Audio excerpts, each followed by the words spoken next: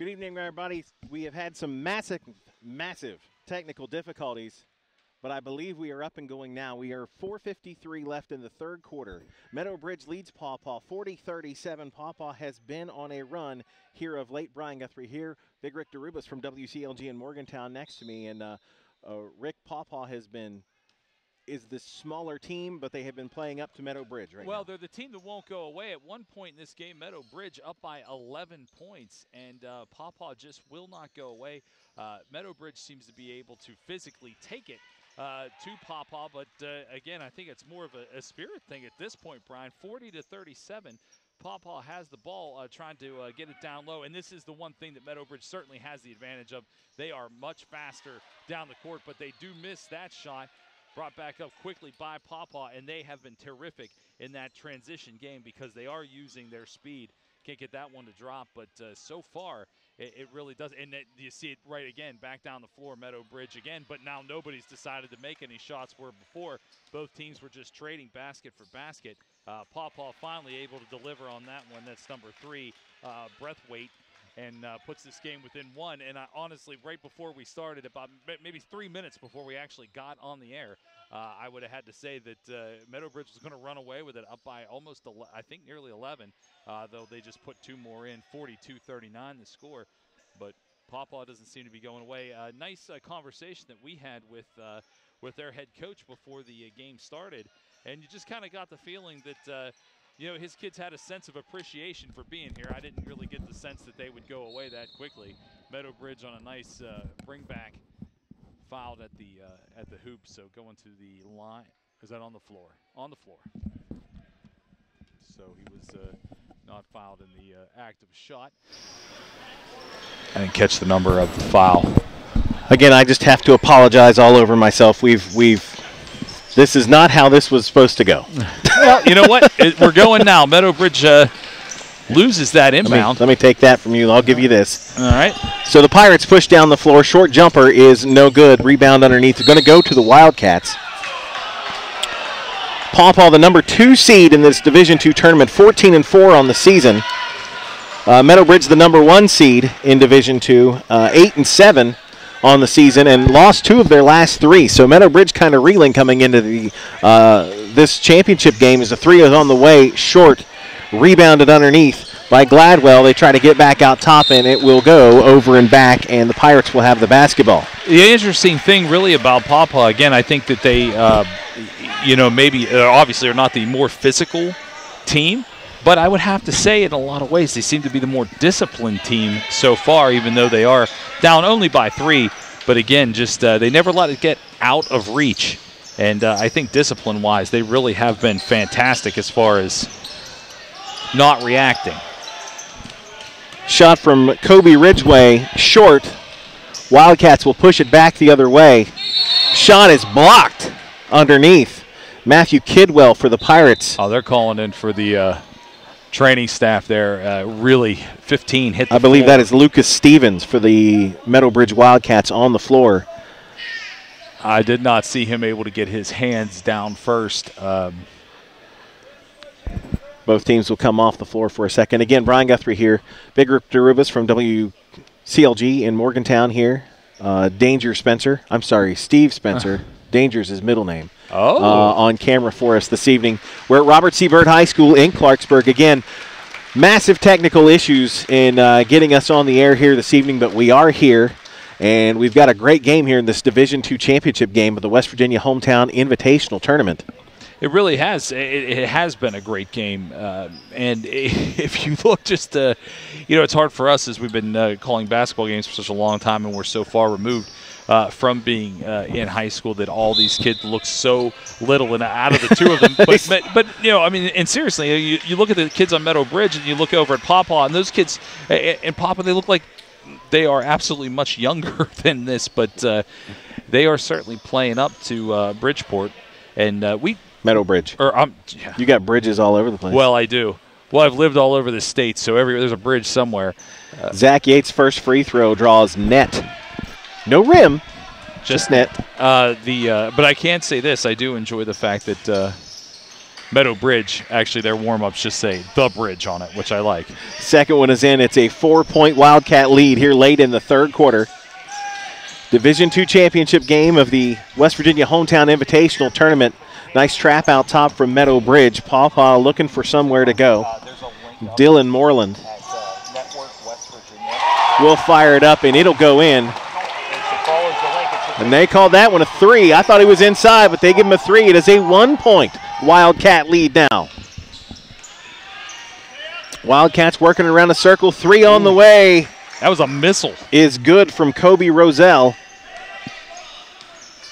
46. Got Kobe in your name. If your name's Kobe, you have to be able to shoot. I would think so. I think it's a requisite. It's still only a 4-point game, though, 46-42, and that's how this entire game has gone. You know, now Pawpaw chooses to slow down the pace here a little bit, and they have been able to do that from time to time throughout the course of the game. Pirates in their half-court offense. 3 on the way from the corner, in and out, no good for Dylan Moreland, but kicked back out top by the Pirates.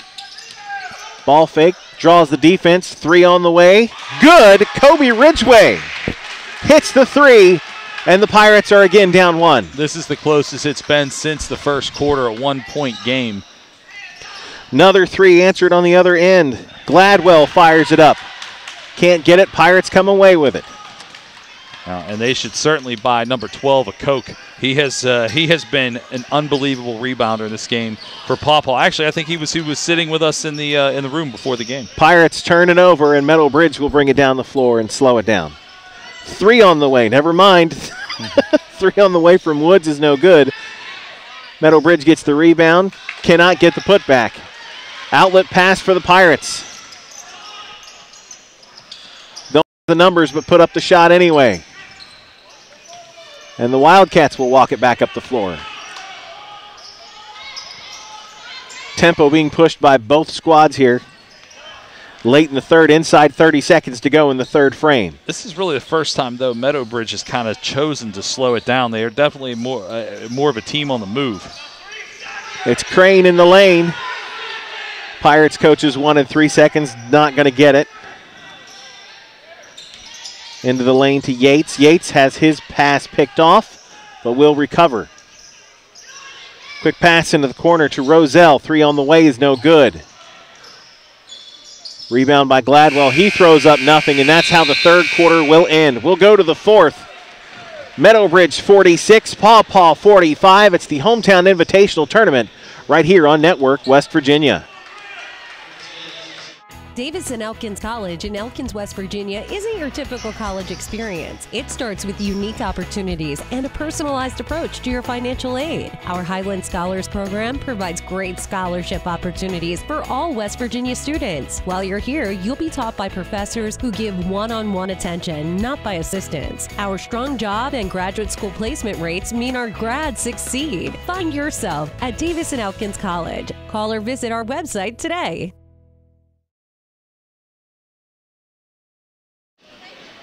Back here in Clarksburg, Robert C. Byrd High School, as we're getting ready for the fourth quarter of the Division II Boys Championship game of the Hometown Invitational Tournament, sponsored by the Southern West Virginia Health System.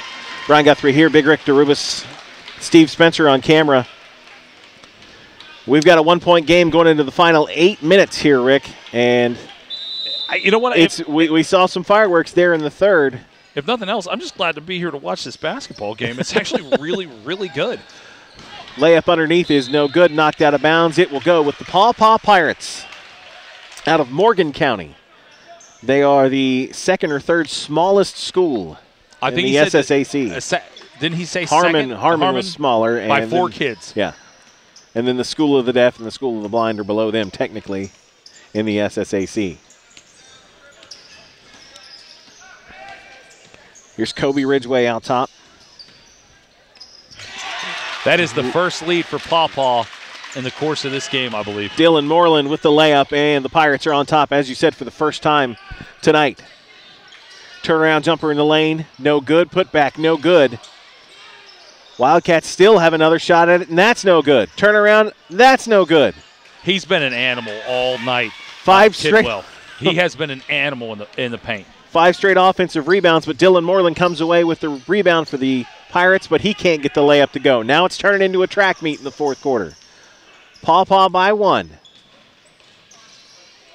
Wildcats looking for something. 3 on the way. That one is short. Right to Kobe Ridgway.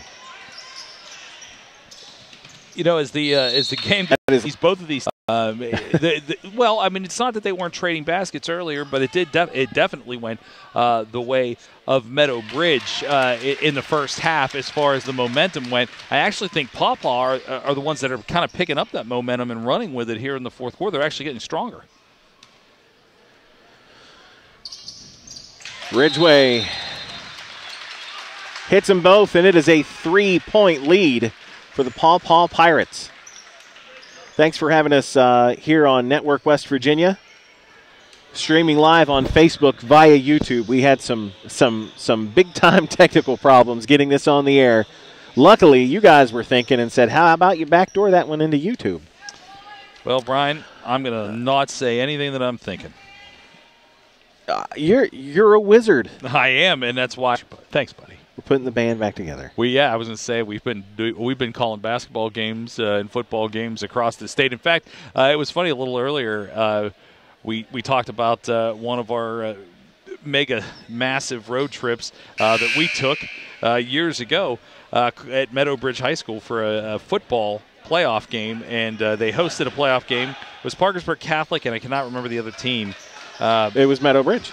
Was it Meadow Bridge? I know the game was at Meadow Bridge, and they had to bring in the bleachers. They wanted to host a home game, so they had to bring in extra seating. That's what it was. Yeah, that's what it was. I remember our trip to Meadow Bridge. I think at this point we may have done one of these in all 55 counties in the great state of West Virginia. We're getting close. We have to be. 49-46 to score. Pawpaw on top. Gladwell out top. He'll go into the corner, back out top. Number 12, Jared Gladwell, is picked off. And the Pirates pushing back the other way. Up and in is Landon Ridgway, one of the seniors on this squad for the Pirates. Again, that momentum definitely seems to be switching to the direction of Pawpaw. Jared Gladwell tries to go hard in the lane. He's going to have a foul on the floor before the shot goes up. Looked like he was just trying to get some contact, but he got it on the floor. Non-shooting foul. So Meadow Bridge will inbound underneath their own basket. And it's not often that I do this, and I hope I don't jinx it for anybody involved, but these referees have called a pretty clean, straightforward game. Lucas Stevens tries the glass, but the bank is closed this evening. Pass across the middle, skips off a Wildcat, but they get it back underneath. Layup is good. I mean, they believe really that was 24 Roselle. Yeah, I believe so. And they have let them play. I mean, and that, I think the kids probably enjoy that a little more. The parents, not so much. Everything is a foul to every parent. But I think this has been a really well-called game by the officials. Floater along the baseline is no good, but the Pirates get the rebound. Kidwell, another collection on that one. Landon Ridgway trying to go back in. He finds some room, and he will get the basket. Leads back to 5 as we close in on 5.5 to go in this ball game.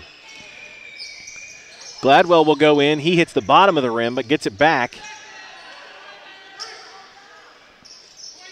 Meadow Bridge moves the ball well. They really do. I mean, they have had but haven't gotten good shots out of it. No, well, that's actually not necessarily the case. The part of the game that you didn't see, we can tell you that at one point they were very precise in their motions through that, and that was a touch pass that we're regarding there. I mean, that was a really well executed pass into the paint. It just didn't come away with points. Ultimately, ended up with a couple of free throws at the line. First one was missed, but really they were actually whatever Pawpaw's done to mix up the defense a little bit, it has prevented a lot of those things that were really working for Meadow Bridge in the first half. Hey, we're on the air. Bonus. Foul away from the ball, walking it back up the floor.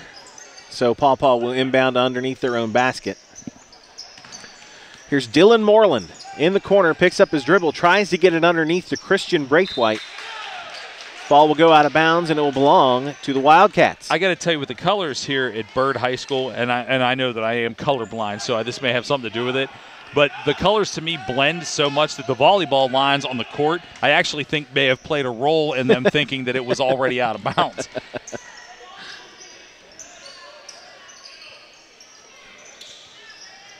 Bridge working it around. Short jumper, no good. As Kidwell has his 700th rebound of this game. A kid's been fantastic. Nice pass underneath, off glass and no good. Kidwell can't get it to go back, and Meadow Bridge will collect it.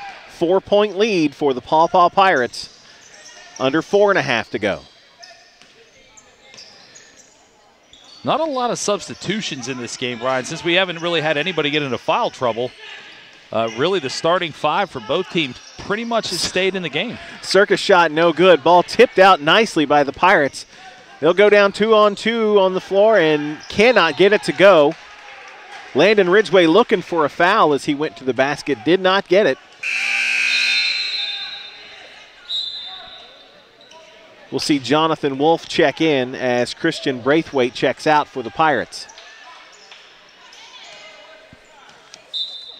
Again, Paw Paw 14-4 overall in this season. Nice lob pass in and off the glass, good as Kidwell. 55-49, and this is by far the largest lead of the game for Paw Paw. The way Meadow Bridge has been shooting threes, it doesn't seem safe though. Underneath, up and in is 24 Roswell. Or Roselle, excuse me. This is Landon Ridgway trying to set up the offense for the Pirates.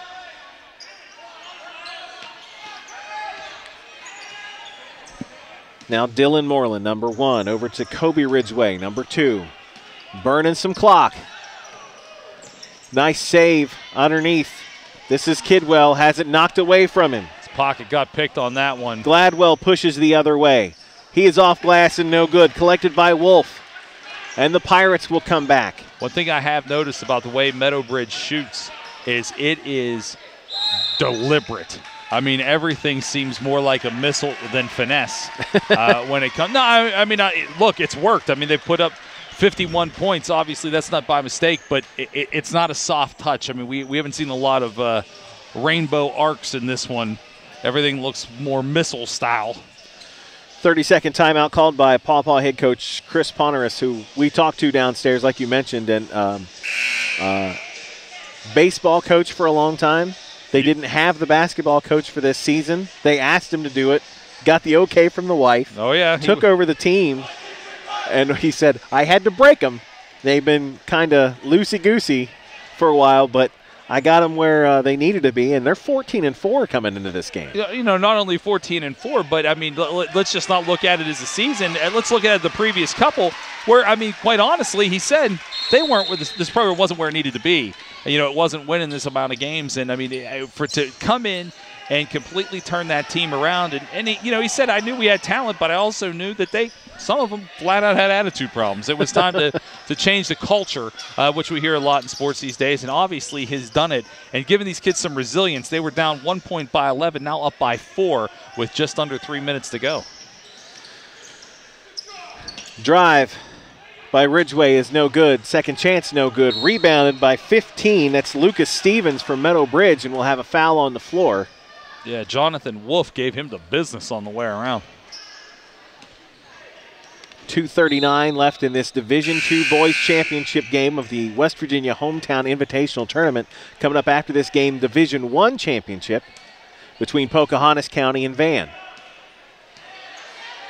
A lot of good memories in Pocahontas County.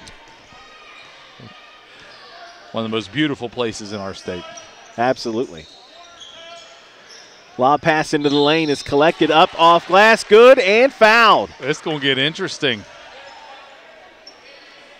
They counted that basket. Yep, coming to the line to try and finish the three-point play is William Woods, 6'1" senior. Okay, I was going to say now they have posted those points. And it's a 1-point game. Ooh.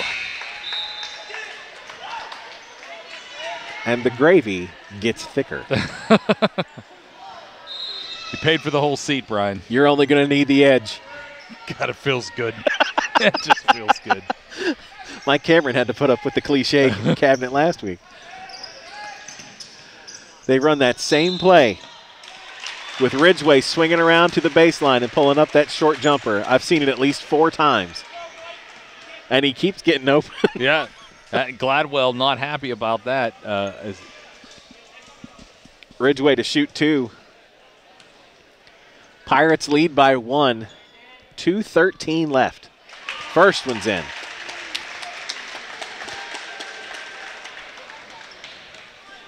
Yeah, they really haven't. Again, I've mentioned before, there's not been a lot of fouls in this game, and several of them have been on the floor. This is where it's really going to count because you know you're going to get hacked in the act of shooting. Ridgway goes back, On and cue. he's going to go back to the line.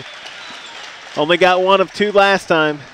And we see coming to the sideline, number 3, Christian Braithwaite, who was injured. Yeah, he came out a little bit ago. He's back in the game. When did they play? You have the schedule over here. When did they play up in PA? Oh, it got moved around on the schedule somewhere. I think they. Oh, there it is. It's up here. They're saying it happened. Well, it was scheduled for the 11th of January, and I don't believe that is It was when it was rescheduled. Heinemann Charter School in Pennsylvania. Yeah, and I think it was actually moved to a different time because it sounded like when we were talking to Coach that it was a relatively recent game, and he was injured, in fact, in that game. Braithwaite hurt his shoulder, and he's just been cleared to play again, but you could see him. He's Wincing. really babying that arm. And Ridgway hits them both. Paw by 4, 2:05 running clock, 4th quarter. Meadow Bridge working it around, looking for somewhere to go. Nice pass into the lane, lost the handle, collected on the baseline. Another dump off pass, up and no good is William Woods, but he will go to the line to shoot 2. Scoring when the clock stopped is Going to change a lot here in this. Woods with the on the floor, 30-second timeout. So we will stay right here. Got to give it, I mentioned it too, well-conditioned athletes, obviously, because we've not seen a lot of substitutions by either team. The starting 5 in the first one off the bench for both teams, obviously well-conditioned because they have eaten the bulk of the minutes here. In fact, I want to say Pawpaw's only maybe used a total of 7 guys. I think you're right. And now, granted, they don't have a ton of players, but they really, I think, have only used 6 or 7 guys. On the other side, there's plenty of there are plenty of players over for Meadow Bridge. But that's got to be all conditioning there for them to actually get faster as the game's gone on. I guess I'm in miracle mode. I've watched Miracle 7 times since the Olympics have begun. Which was 2 days ago. Yes. Well, you know me. I'm a hockey guy. Landon Ridgway at number 11 gives it off to Matthew Kidwell, number 12. Bounce pass underneath. I believe that's Wolf, and they're going to go Possession tied area up. should go Meadow Bridge's way, I think. Arrow stays with Pawpaw.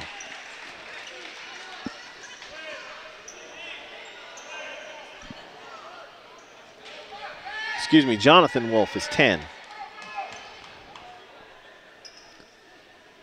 Still plenty of fouls to give here. No reason to start panicking yet, only a 3-point game. 90 seconds left to go. Pirates trying to burn some time. Now Meadow Bridge is going to have to come out, bring the defense away from the basket.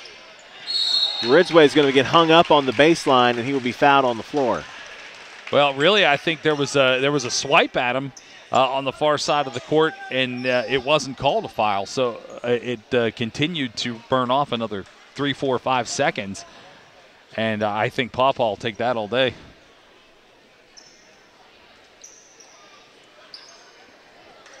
I think they're listing, they have Meadow Bridge on the scoreboard, as I can see it, with 4 team fouls. So they still have 3 more fouls before Pawpaw even gets to shoot. Yeah, and I think they were just making sure because you know they're coming.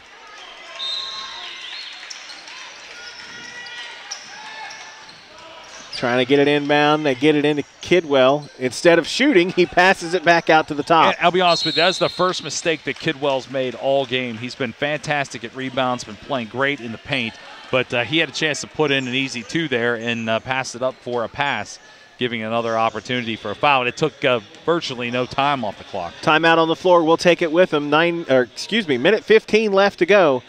You're watching Network West Virginia. We know that C8 in your water can cause kidney or testicular cancer. If you've been diagnosed, the law firm of Hill, Peterson, Carper, B. & Ditzler is ready to review your claim. They're part of the only team of law firms that has tried or won C8 cancer cases in the courtroom. You can rest assured that you're in great hands. I'm Harry Ditzler. If C8 cancer happens to you, I'm sorry. Call me anytime. You can call up the office or you can reach me right here at home in Vienna. Hill, Peterson, Carper, B. & Ditzler. Between the ball field and the pool. Minute 15 left to go. It's Paw Paw by 3 over Meadow Bridge in this Division II Boys Championship game of the Hometown Invitational Tournament. Pirates with the basketball. Inbound to Kidwell. Meadowbridge trying to draw the foul. Well, Kidwell is not the guy you want to put on the line. He's played terrific, although that was maybe an ill-advised pass there. Luckily collected. Ridgway out top will hand it off to Cody Ridgway. Boy, I think you'd have to start really considering stopping this clock here. Yep. I am surprised Meadowbridge is letting him run around. 50 seconds left, and they landed Ridgway. They let him get a layup attempt off. Meadowbridge quickly back the other way. Short runner is good for Roselle. And timeout, Meadowbridge. That could not have worked any better for Meadowbridge, who could not get a foul. And then, of course, a miss by Paw, and then the other way in the transition game. No problems, no issues. Down by 1, still have fouls to give, and there's still 42 seconds left. That went everything Meadowbridge's way. Yeah, you couldn't have ordered that sequence better out of a catalog. No, that was. Oh, the cliche cabinet is so open. This is Paw Paw's first ever appearance in a Hometown Invitational Tournament championship game. Meadowbridge, their 5th appearance in the Division II championship game, winning it in 2012, 13, and 14, and losing to Payton City in 2016. So here you really do have an act like you've been there before situation for Paw Paw. You've never been here before, but you need to act like it with 1 point up with 42 seconds left. Meadowbridge, some of these kids have won this tournament. Some of them have lost this tournament, but they've all pretty much, other than the freshmen, been in this tournament. Full court pressure from Meadowbridge. Landon Ridgway gets it across the time stripe. And will now work it between the circles with Kobe Ridgway. And that will be where the foul is picked up. Kobe Roselle picks up the foul. Nice sportsmanship. Hey, man, tap on the shoulder. Everything's cool. Hey, you got to do what you got to do. I mean, you'll shake hands at the end of the game. Foul number 5 for Meadowbridge. Still have a couple to give before the Pirates get to shoot. You think about it, it's 151 when we realized that they only had 14 fouls. And so it's been really, a minute and a half. They haven't collected that many more. No. There's another one there that's going to go against William Woods. So the next one should get a 1-and-1, and the Pirates turn it over. Mistake. Landon Ridgway kicks it out of bounds, and Meadowbridge has the ball with 26 seconds to play and down by 1. That is a huge error. Whew. Yeah, I think you call the timeout there and put your plan together. Is that a Paw timeout? Or Meadowbridge? I believe Meadowbridge called it. Meadowbridge called it. We'll keep it here. 26 seconds left. And a 1-point deficit for Meadowbridge. Yeah, you know, if you're Paw right now, I mean, you only have a 1-point advantage. Obviously, we've seen that Meadowbridge has some kids that have been in this kind of pressure situation before. I think you kind of got to load them up on the line. Can you see fouls for Paw? Do they have one to give? They have 8. Okay, so they do not. No, Meadowbridge would shoot 1-and-1. I don't know that it's not worth it to foul immediately, put them on the line, and then try to set yourself up. And keep the clock. Keep the clock. I don't know that it's not worth it.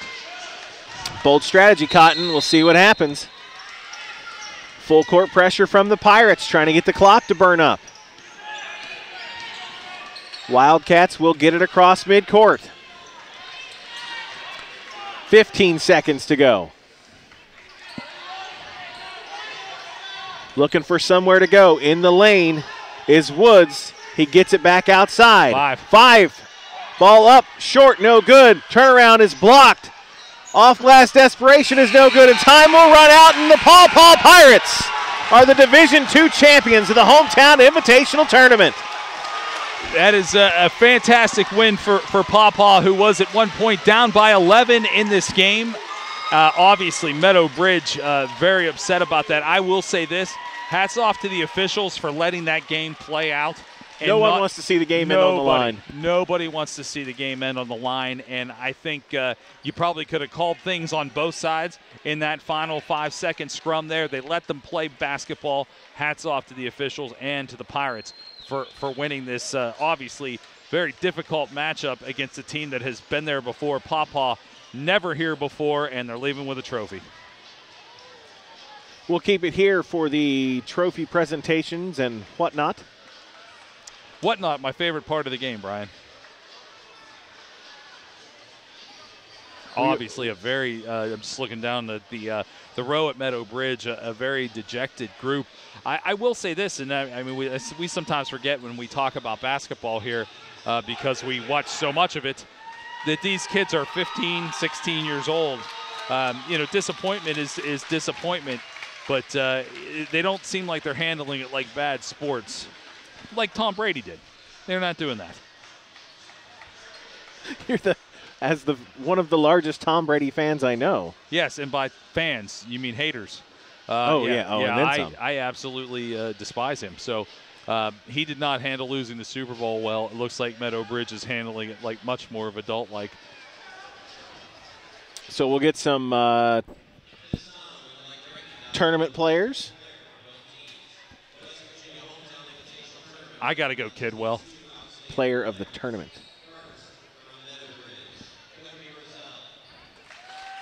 Kobe Rozelle, player of the tournament for Meadow Bridge. Nice plaque for him.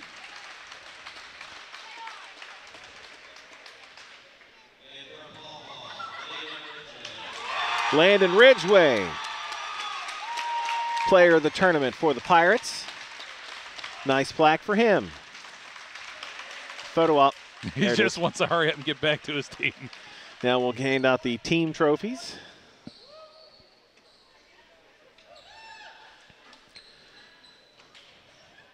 I just want to know what kind of celebration you have tonight in Paw Paw.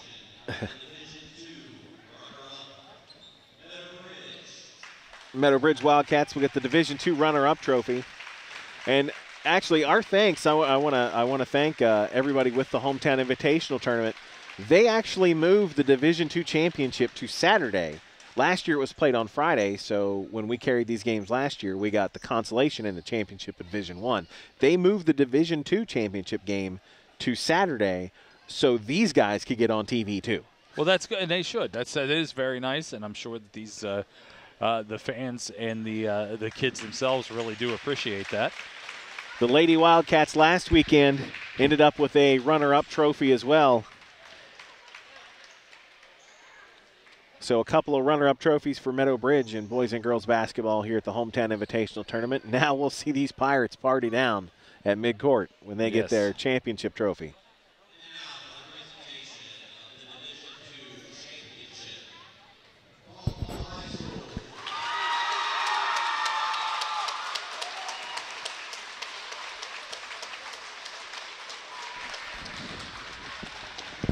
Nobody wants to touch it. They weren't sure who was supposed to actually take the reins there. Here in another week, 2 weeks, 10 days or so, sectional play will begin. Paw Paw in Region 2, Section 2 with East Hardy, Harmon, Moorfield, Pendleton County, Tucker County, Union, and the School of the Deaf. If they get out of there, Section 1 includes Clay Battelle, Doddridge County, Gilmer County, Notre Dame, South Harrison, Trinity Christian, and Tigers Valley.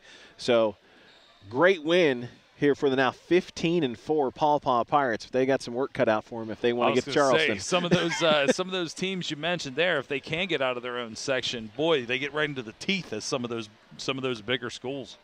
Congratulations once again to the Paw Paw Pirates, the Division II boys champions of the Hometown Invitational Tournament, a 58-57 win over the Meadow Bridge Wildcats. We will take a timeout.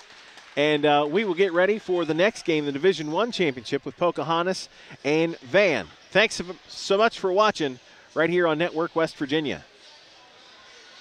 Davison Elkins College in Elkins, West Virginia isn't your typical college experience. It starts with unique opportunities and a personalized approach to your financial aid. Our Highland Scholars Program provides great scholarship opportunities for all West Virginia students. While you're here, you'll be taught by professors who give one-on-one attention, not by assistants. Our strong job and graduate school placement rates mean our grads succeed. Find yourself at Davison Elkins College. Call or visit our website today. Hi, this is Father Chapin, host of Daily Living with Father Chapin. Join us every Sunday morning at 9 o'clock, as well as an encore performance every Wednesday night at 9:30, where we take the scriptures, bust it down, try to figure out how it is that we can apply this good news into our daily living. Join us here on this channel, Sunday mornings at 9, encore performance Wednesday night at 9:30. See you there. What are you doing, Mike? Trying to figure out what we're going to tell them on our next commercial. What do you want to tell them? I want to tell them it's crazy down here at Midway Ford. We've been family owned and operated since 1983. That's over 35 years. Now that's crazy. That is crazy. Is there anything else you want to tell them? We're just good people with good deals.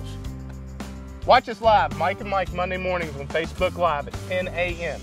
Or check us out on the web, Midway Ford WV, exit 34 in Hurricane. That's a lot easier to tape. Sure is. Davison Elkins College in Elkins, West Virginia isn't your typical college experience. It starts with unique opportunities and a personalized approach to your financial aid. Our Highland Scholars Program provides great scholarship opportunities for all West Virginia students. While you're here, you'll be taught by professors who give one-on-one attention, not by assistants. Our strong job and graduate school placement rates mean our grads succeed. Find yourself at Davison Elkins College. Call or visit our website today.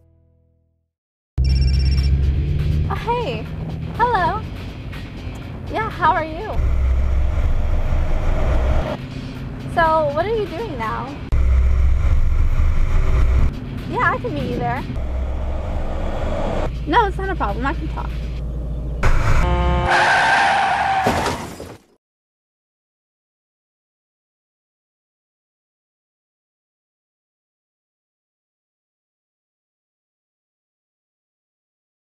How tough are you? It's the 27th annual Parsons Ford Tough Man Contest, co-sponsored by Miller Lite, 101.5 Bob Rocks, Extreme Family Fitness, Coors Light, and Lust Gentlemen's Club. Coming February 16th and 17th to the Berkeley Rec Center in Martinsburg. Tickets available at the Parks and Rec office, Extreme Family Fitness, Factory Direct Carpets, or online at WVToughman.com. Get your tickets today and tough it out.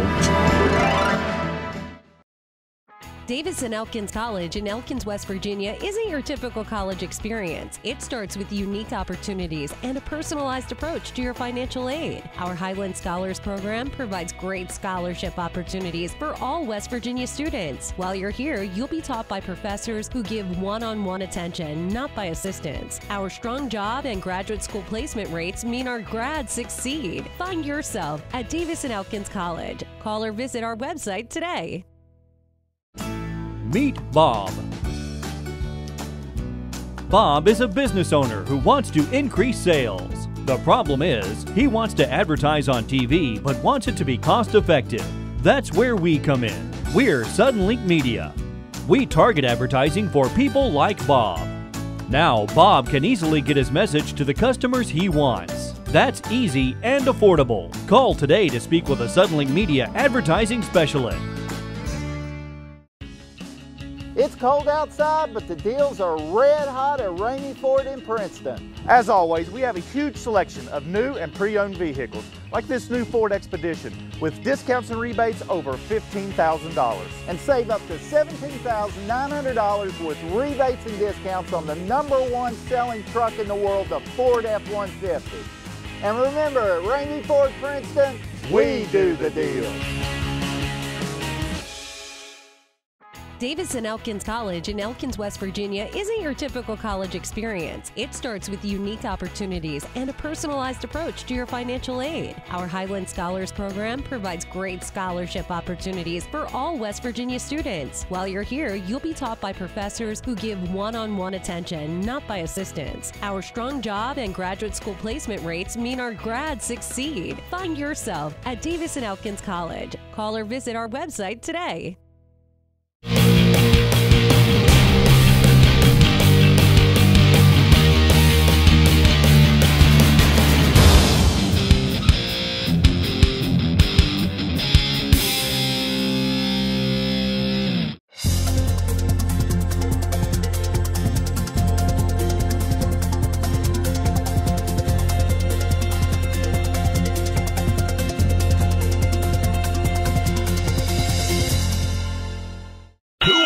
Toughest men and women in the Ohio Valley. It's the 38th annual Budweiser Tough Man Contest. Co-sponsored by WGOV9, Eagle 107, Wheeling, Ohio County CVB, Thomas Auto Centers, World Gym, Jill's Gentlemen's Club, and ICR Equipment Rental Sales and Supply. Coming March 2nd and 3rd to Wheeling's West Banco Arena. For tickets, visit westbancoarena.com. westbancoarena.com. Tough it out.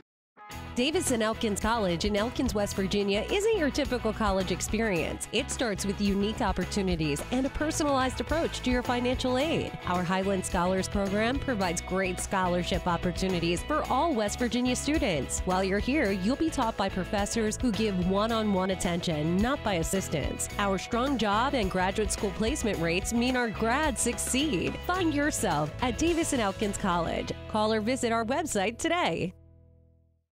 Meet Sally.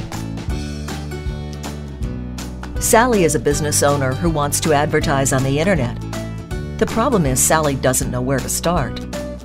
That's where we come in. We're Sudden Link Media. We help business owners like Sally create effective marketing campaigns. Now Sally can easily target her best customers using the internet. That's easy and affordable. Call today to speak with a Sudden Link Media advertising specialist. It's cold outside, but the deals are red hot at Rainy Ford in Princeton. As always, we have a huge selection of new and pre-owned vehicles, like this new Ford Expedition, with discounts and rebates over $15,000. And save up to $17,900 with rebates and discounts on the #1 selling truck in the world, the Ford F-150. And remember, at Rainy Ford Princeton, we do the deal. Biblical preaching, powerful singing. At Teays Valley Baptist Church, we believe in lifting up the name of Jesus and proclaiming Christ for the valley. We invite you to watch our services each Wednesday at 9 p.m. on Network West Virginia, and hope you will join us during our weekly services where you can find a place to call home. For more information, visit our website at teaysvalleybaptist.com. We know that C8 in your water can cause kidney or testicular cancer. If you've been diagnosed, the law firm of Hill, Peterson, Carper, B. & Ditzler is ready to review your claim. They're part of the only team of law firms that has tried or won C8 cancer cases in the courtroom. You can rest assured that you're in great hands. I'm Harry Ditzler. If C8 cancer happens to you, I'm sorry. Call me anytime. You can call at the office or you can reach me right here at home in Vienna. Hill, Peterson, Carper, B. & Ditzler.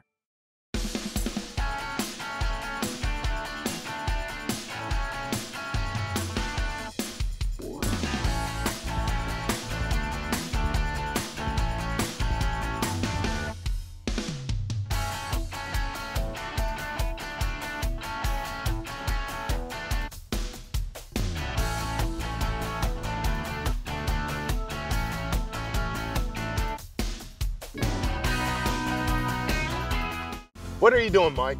Trying to figure out what we're going to tell them on our next commercial. What do you want to tell them? I want to tell them it's crazy down here at Midway Ford. We've been family owned and operated since 1983. That's over 35 years. Now that's crazy. That is crazy. Is there anything else you want to tell them? We're just good people with good deals. Watch us live, Mike and Mike, Monday mornings on Facebook Live at 10 a.m. Or check us out on the web, Midway Ford WV, exit 34 in Hurricane. That's a lot easier to tape. Sure is.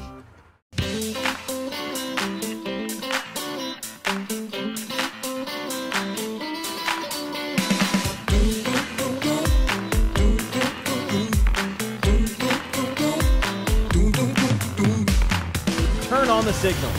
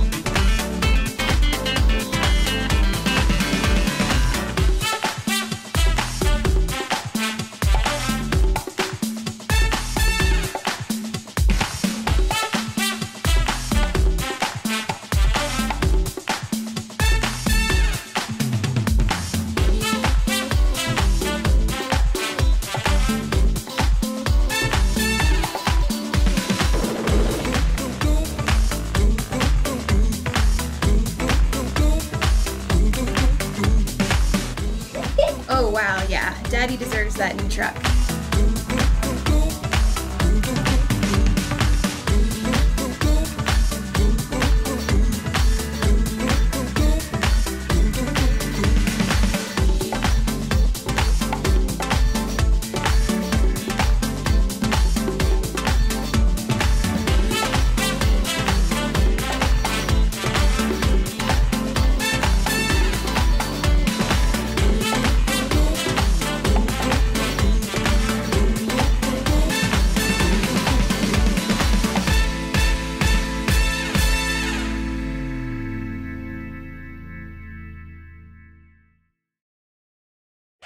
Boost your business with Suddenlink Media. Our advertising solutions will maximize customer engagement across various screens. Capitalize on the popularity of cable television with programs your customers love. Your business commercial can appear in award-winning comedy, drama, unscripted programs, or in the many live sporting events that are available. Suddenlink Media's advertising solutions provide the boost your business needs for success.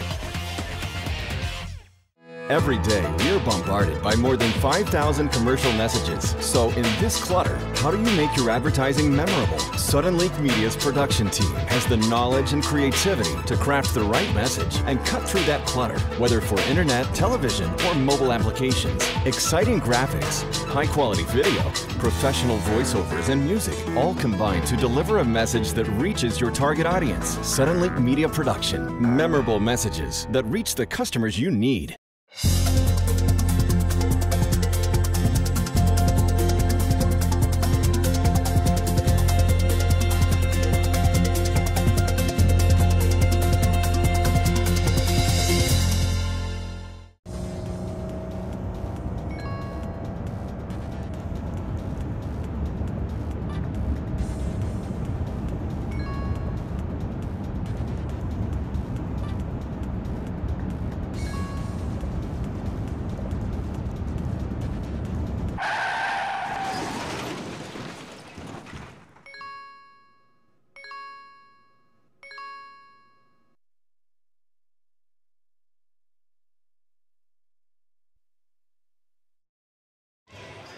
Here for the, not that game.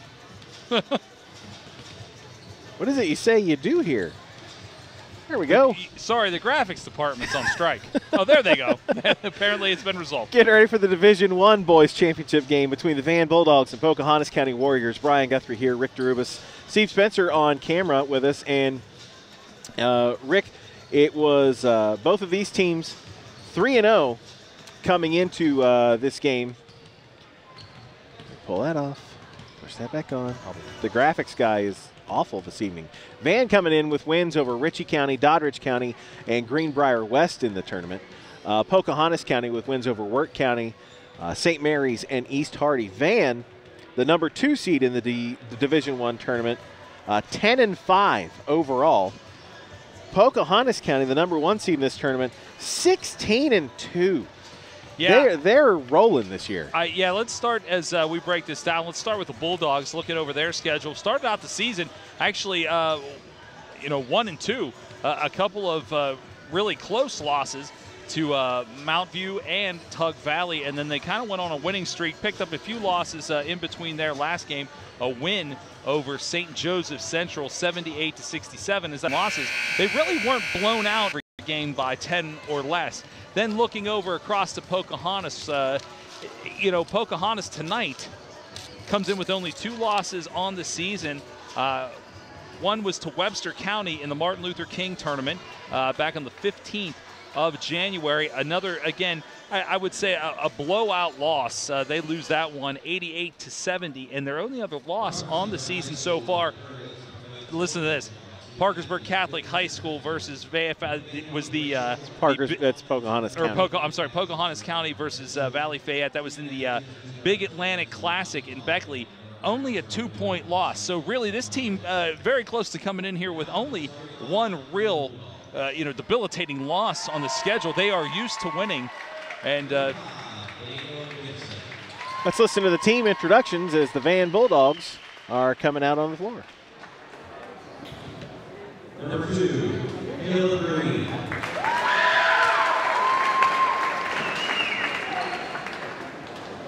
Number 12, Taylor Terrell.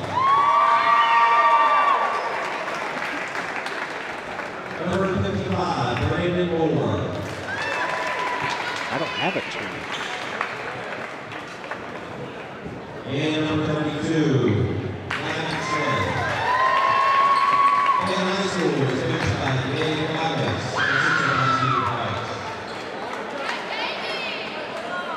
My roster does not match who they introduced. So I got that going for me. Number 12, Logan Lilly.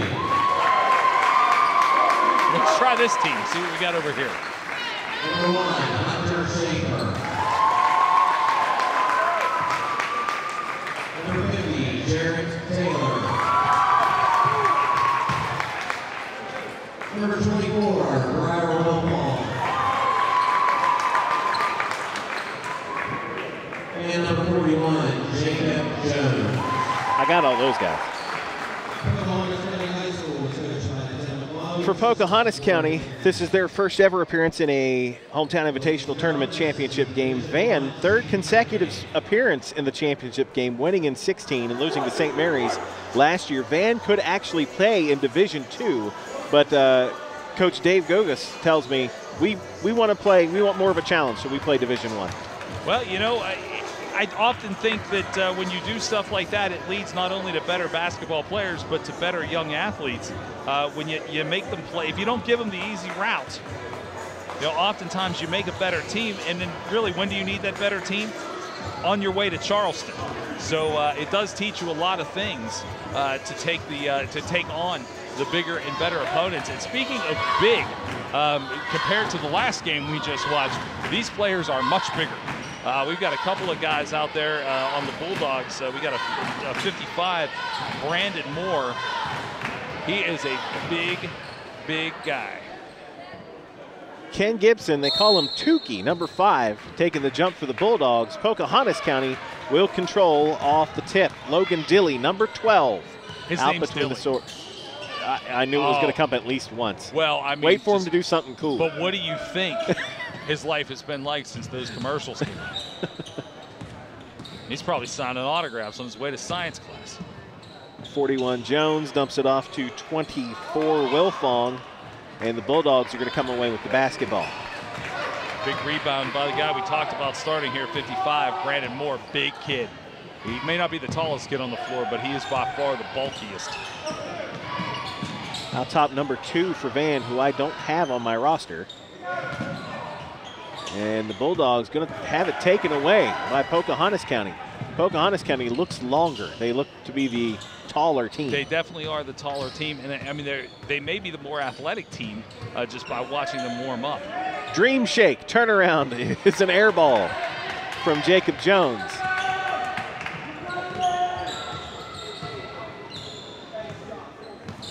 Now I would imagine that with these two teams being little bit bigger. I don't think we're going to see as much run and gun by these two teams. The ground and pound more on this one. Bulldogs looking for a shot.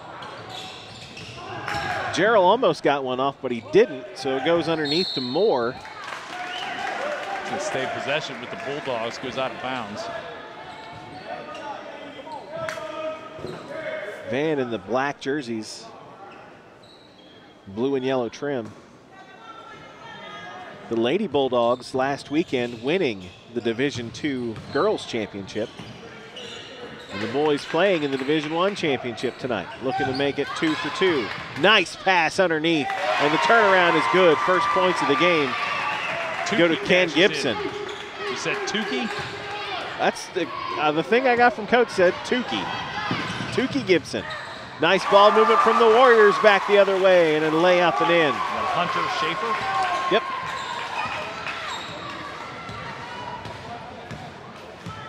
Hometown Invitational Tournament, sponsored by the Southern West Virginia Health System here on Network West Virginia. Thanks for having us tuned in.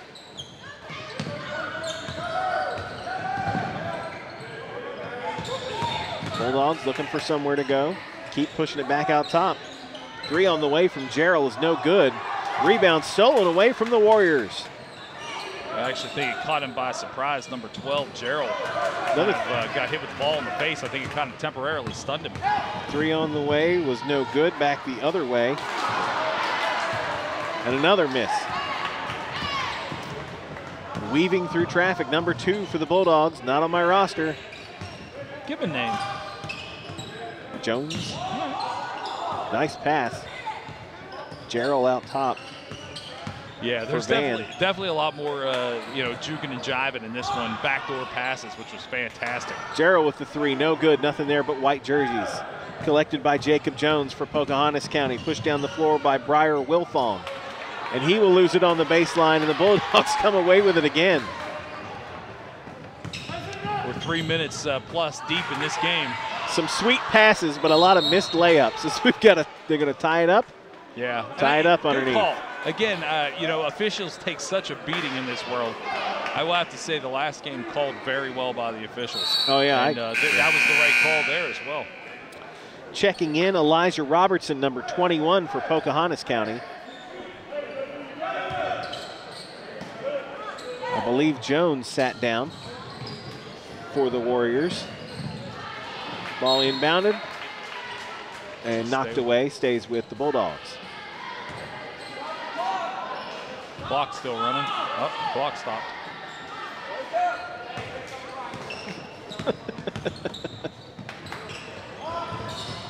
Gerald ball fake, nothing there. Again, they're passing very well, but a lot of missed layups as Schaefer hits the rebound for Pocahontas County. Yep, Tukey has the first 2 and only 2. And a charge on Jarrett Taylor. This game has the potential. Not that I've seen anything that leads me to it, but just because of the athleticism of both teams, the size and the power in which they're going at it. That was a beautiful pass. That drop-in pass was ridiculous. And another missed layup. Moore back up, and this will go in for 55 more. I believe number 2 for Van is Gavin Smith.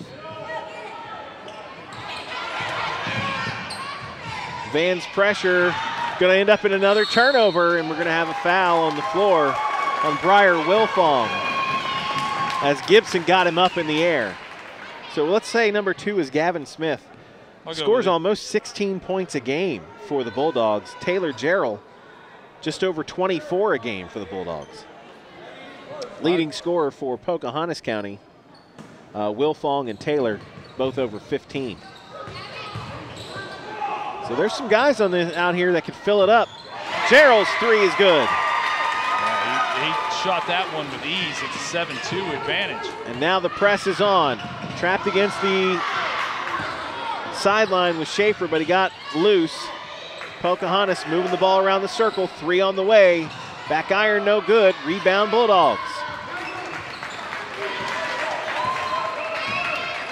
By far, 2 is the smallest player on the floor. Bulldogs playing a frenetic pace, pressing on defense and just whipping the ball around the floor on offense. Morris hung up, and he's going to lose the basketball. Outlet pass ahead to Robertson, and he will lay it in. I mean, it's not quite DuPont High School back in the 90s, but they are running it pretty well. Congratulations to Randy Moss. First ballot Hall of Famer. Yeah, and you know what? He deserves it. Bell, West Virginia. Marshall.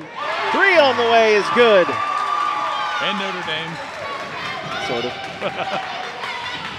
That was 32, who I don't know who that was. Oh. And now we've got a Bulldog on the floor. And another charge. That's more. We mentioned it before. He is the biggest player on the floor, obviously an emotional player. Taken 17 charges this year coming into the game. That's one of those things you wear like a badge of honor. Like Jason Kendall was always the guy that got hit with the baseball the most. Another 3 on the way. Could have called a travel there. I mean, his feet did shuffle a little bit. It's 10-4 in favor of the Bulldogs, and I think Pocahontas is going to try to slow this pace down a little bit. I mean, by no means is it out of reach, but you might want to just play your game. And you are getting it taken to you if you are Pocahontas. Let's reset it here a little bit.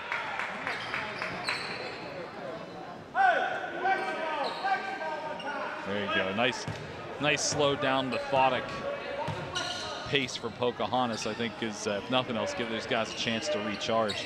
Their last trip down the floor was a missed 3 opportunity. And they haven't had a lot of this. Taylor drops it inside, off glass and good is Logan Dilly.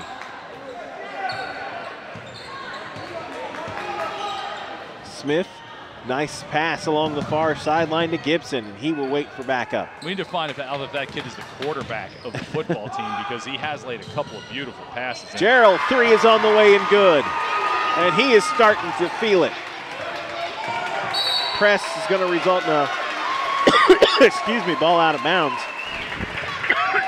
Warriors will keep it.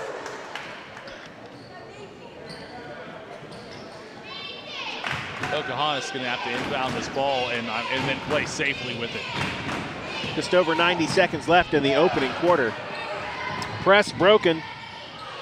Taylor will miss the layup. Gets his own rebound, goes back up again, and he will get it that time. If you're going to break the press against this team, you better do something with it your first opportunity. You're not going to get a lot of chance at that second rebound with the athleticism of the Bulldogs. So, nice bounce pass underneath. I believe that might be Jared Puckett wearing 32. He's listed as 33 in the program. But number one in your heart. Yeah, it was not somebody's heart. Somebody's heart. Defense knocks the ball out of bounds again. Pocahontas has to inbound. Minute to go. 15-8, Van on top of Pocahontas County. Division I championship, the boys' hometown invitational tournament. 3 on the way from the far wing is good. Filled up by Hunter Schaefer. And they needed that one, down by 4, 45 seconds to go. They need to stop here. Smith knocked out of bounds, stays with the Bulldogs. As Jacob Jones checks in, and who's sitting down? 12, Dilly is sitting down.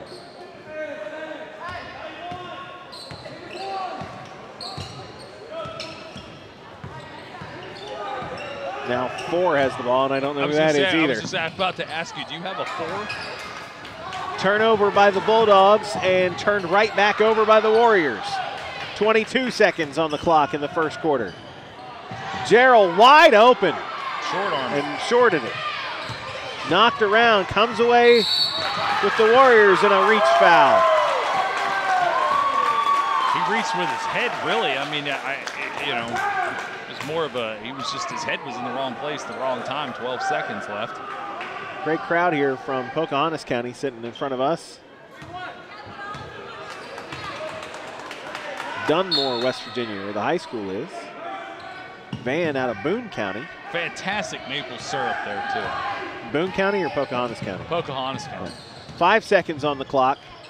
Hung up on the baseline. Shots up, shots good. Fantastic shot. And that's how the quarter is going to end. Ooh, all right. Pocahontas dug an early hole, but they trail by 2 as we go to the second quarter. It's the Hometown Invitational Tournament on Network West Virginia.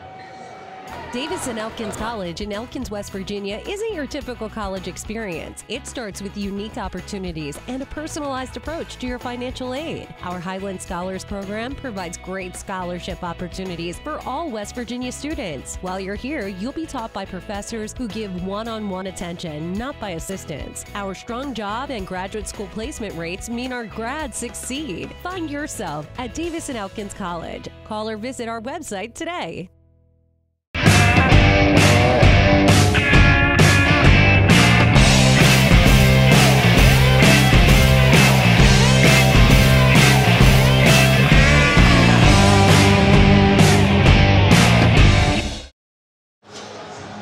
Back here in Clarksburg, look at the trophy somebody's taken home from our Robert C. Byrd High School here in Clarksburg. Division I Boys Championship of the Hometown Invitational Tournament. Go to the second quarter. Van leads Pocahontas County 15-13. I was not, I got to say, after the first couple of minutes of this first quarter, I did not think this quarter was going to end this close. The Bulldogs really took the pace to the floor. As far as, Pocahontas goes, they're probably a team that plays a lot slower than the Bulldogs were pressing them, but nonetheless, 2 points separates the two teams. 21, Elijah Robertson will bring it up the floor for the Warriors out between the circles. 50 is Jarrett Taylor. Schaefer, number 1, nice head fake. He will go to the lane. Scoop shot is no good. Rebound by Jacob Jones, and he gets it to go in. And we're knotted at 15, just into the second. Van pushes it ahead, breaking the Pocahontas press. Gerald, nice fake out top, nice pass underneath. That is it's Gibson with the 2. That is athleticism and good coaching. You gotta be very precise if you're gonna try to pull that off, and they are doing it well. Warriors break the press, and Jarrett Taylor lays it in. So now we're playing the track meet. Yeah. Bulldogs push it up the floor, and there's a travel. Yeah, no doubt. No doubt about that one.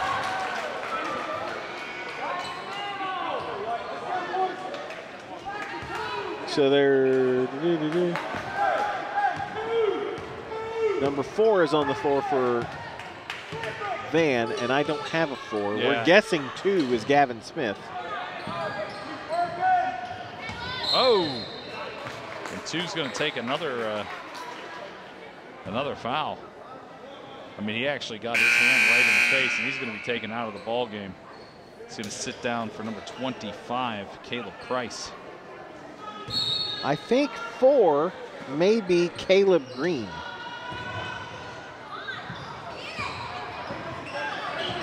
Nice backdoor pass there. And they can't get it to go. We're going to call jump ball or foul? Looked like a foul. They're calling foul. Yeah.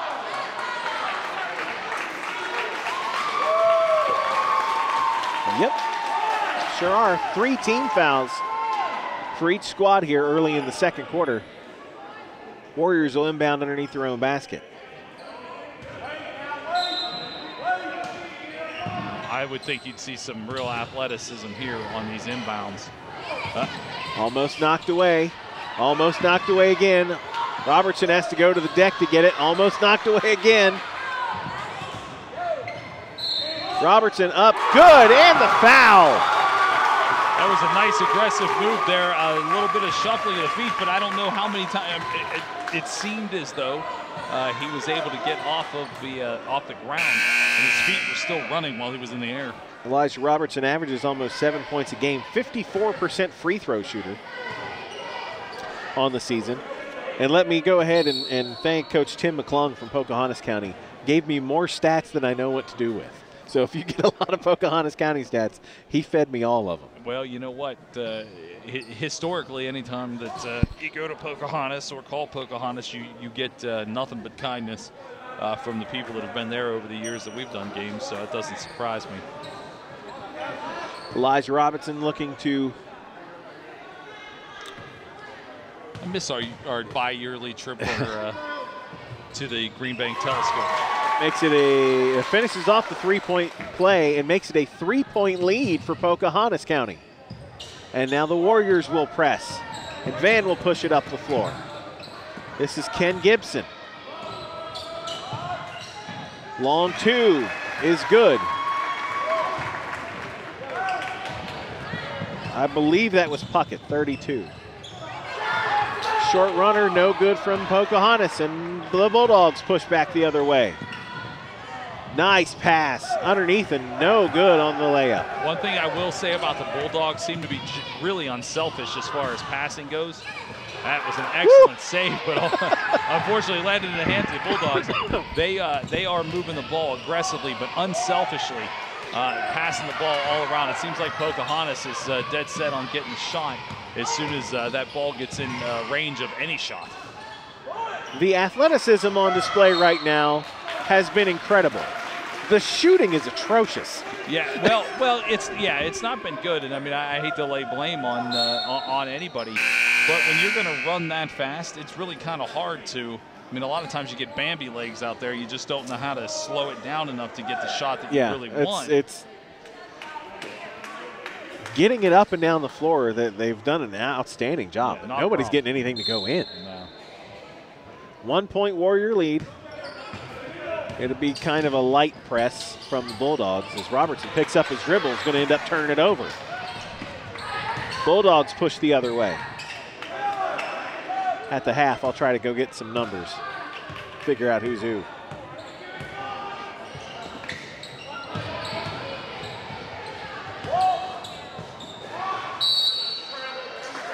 Another travel called. I believe that was Gerald. And there was nothing but net at the bottom of that shot, taking 3 points off the board. Only a 1-point difference, 20-19 with 5:10 left to go. That's a big 3 points they didn't get off of a travel call. Because really, you think about it, we haven't seen anybody actually score in quite a while. Since Robertson's free throw, yeah, it's a lot of action, no points.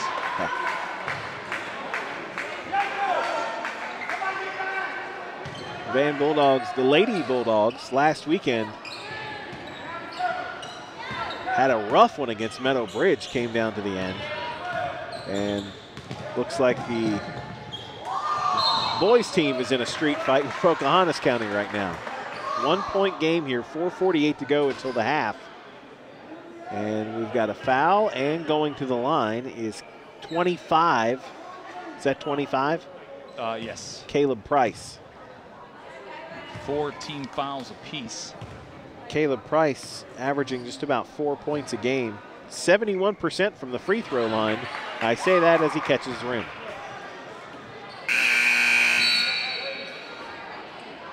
You're going to send Moore back in. Sitting down is number 4, whoever he may be. I think that's Caleb Green. He said was the question mark? Yes.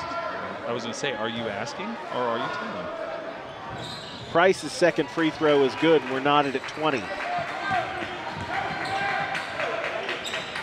Again, a 3/4 court press from the Bulldogs, broken by the Warriors. Schaefer tries the spin move. I mean, but that was a lot of steps. Good for you. But yeah, that was that one wasn't going to count no matter what. There were a lot of steps there. LeBron can do it. He never gets called for a foul. Luckily, I'd rather watch high school basketball than the NBA, so it works out. Price pushes it up the floor. 3 on the way. No, nothing there. Ball knocked around, going to come back to the Bulldogs. Another 3 on the way. That one is off the mark. Rebounded by the Warriors. We've seen 1 point in 3 actual minutes of basketball. 3 on the way from Pocahontas County, and it will go over the backboard, no good.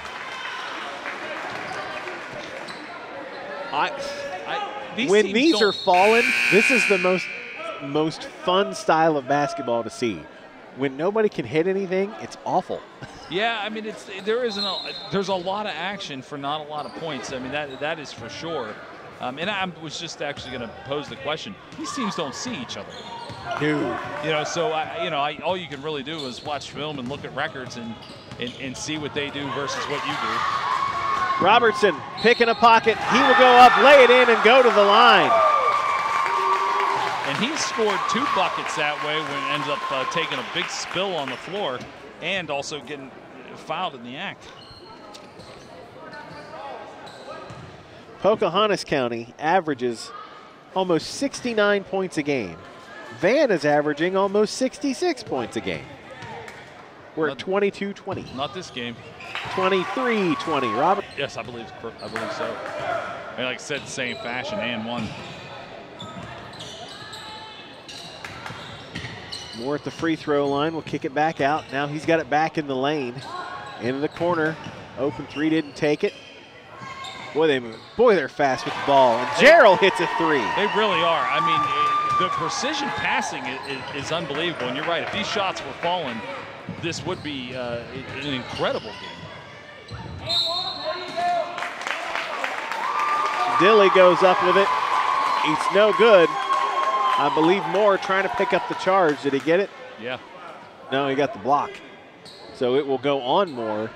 And Dilly will go to the line to shoot 2. Apparently something more than sweat had hit that floor in the paint. It took 5 people to sit there and kick it off. I don't know what it could have been, but Dilly hits 1. If he hits the second Go one, ahead. I'm doing it. Go ahead. But I will wait. And Dilly. 25-23. Not even going to acknowledge that it happened. I'll do it again. Are you daring me? Yeah.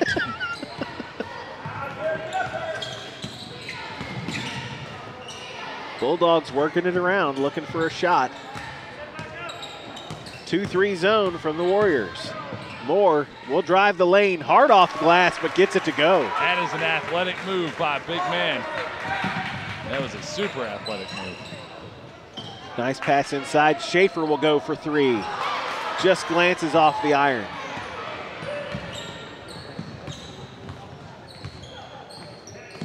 Bulldogs will work it around, looking for a shot.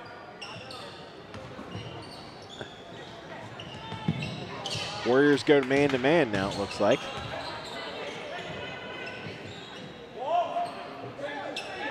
Taking their time. I was going to say, that seems they odd. Almost lulled me to sleep, which I think was probably the point. Long 2 is blocked. Dilly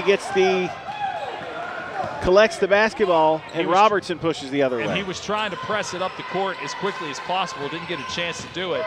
Schaefer, nice pass underneath to Dilly, and he'll lay it in.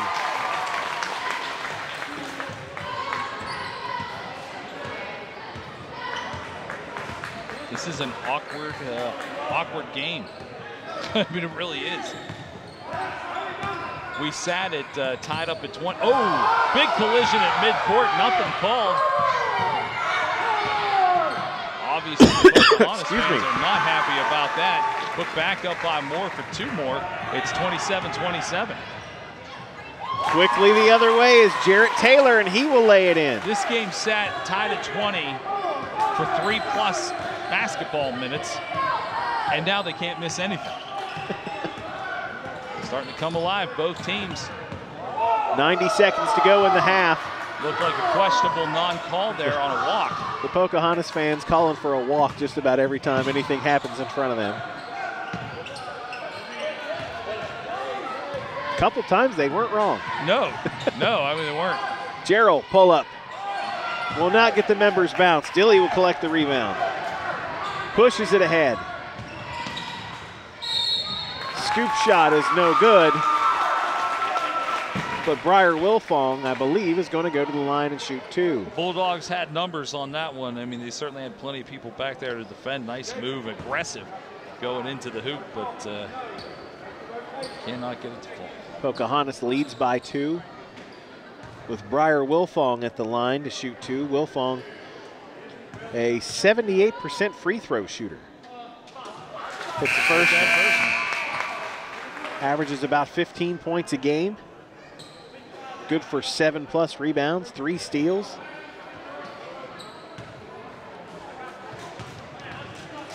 A real standout for the Warriors this year. Second one's good.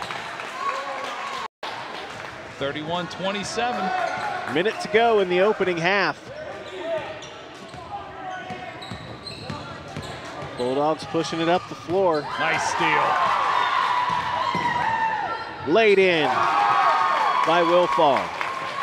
That's a lot harder than you think when you find yourself by yourself. I'm all by myself. I'm all by myself. It doesn't seem right. Nice job, nice composure. Steal that ball and move, and there's a hole in the floor. Oh, yeah? Oh, somebody kicked open one of the volleyball net holes, it looks like, maybe. We need tape. We have a big roll of tape. Bright yellow tape.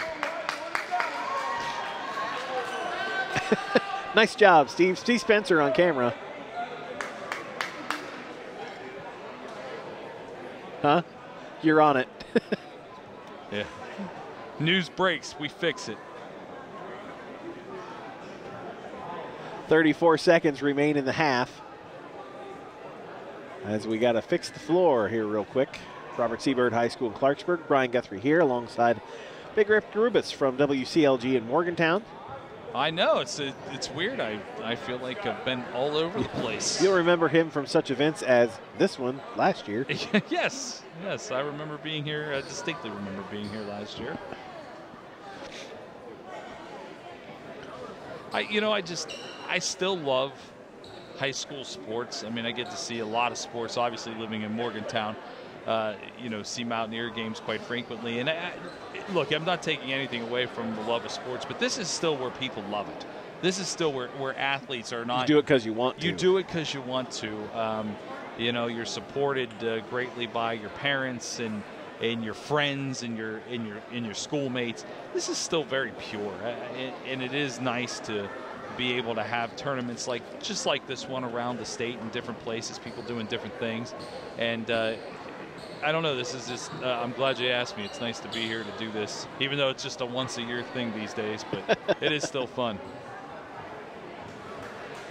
Van Bulldogs out of Van, West Virginia in Boone County. Pocahontas County Warriors out of Dunmore, West Virginia in Pocahontas County. I think they're using electrical tape, and I don't mean to get too technical, but that's probably not going to work. We probably should bring down the tape we have. Yeah. Van, when it comes to state tournament time, they are in Region 4, Section 2 with Tug Valley, Tulsa, Huntington St. Joe, Sherman, Hannon, and Buffalo. Section 1 in that region, Calhoun County, Parkersburg Catholic, Ravenswood, Wirt, Wahama, and Williamstown. There's some rough competition in that group. You got some LKC teams there if you get into the region. We know the LKC pretty well, and there is some bruisers in that crowd. Wow. That's a tape job right there, kids.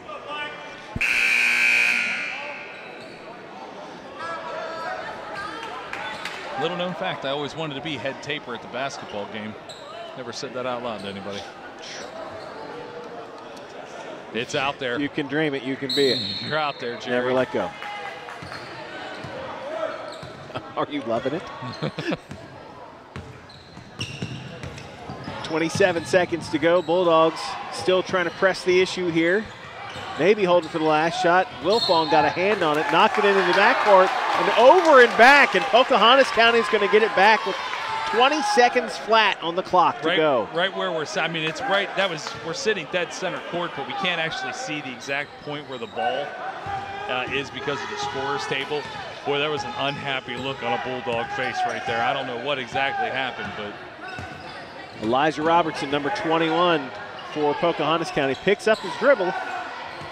He'll go to Jarrett Taylor, 5 seconds on the clock. Dilly back to Taylor, 2 seconds. He will launch it, and runner in the lane goes. And that's how we end the half. 35-27, Pocahontas County on top of Van in this Division I championship game of the Hometown Invitational Tournament. We're back for the second half after this on Network West Virginia.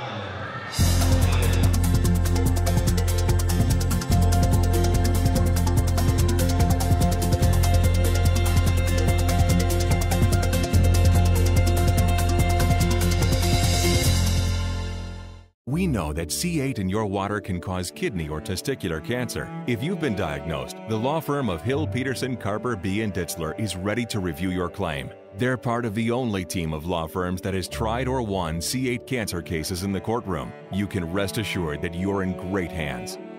I'm Harry Ditzler. If C8 cancer happens to you, I'm sorry. Call me anytime. You can call at the office or you can reach me right here at home in Vienna. Hill, Peterson, Carper, B. and Ditzler. Davis-Elkins College in Elkins, West Virginia isn't your typical college experience. It starts with unique opportunities and a personalized approach to your financial aid. Our Highland Scholars Program provides great scholarship opportunities for all West Virginia students. While you're here, you'll be taught by professors who give one-on-one attention, not by assistants. Our strong job and graduate school placement rates mean our grads succeed. Find yourself at Davis-Elkins College. Call or visit our website today. Hi, this is Father Chapin, host of Daily Living with Father Chapin. Join us every Sunday morning at 9 o'clock, as well as an encore performance every Wednesday night at 9:30, where we take the scriptures, bust it down, try to figure out how it is that we can apply this good news into our daily living. Join us here on this channel, Sunday mornings at 9, encore performance Wednesday night at 9:30. See you there.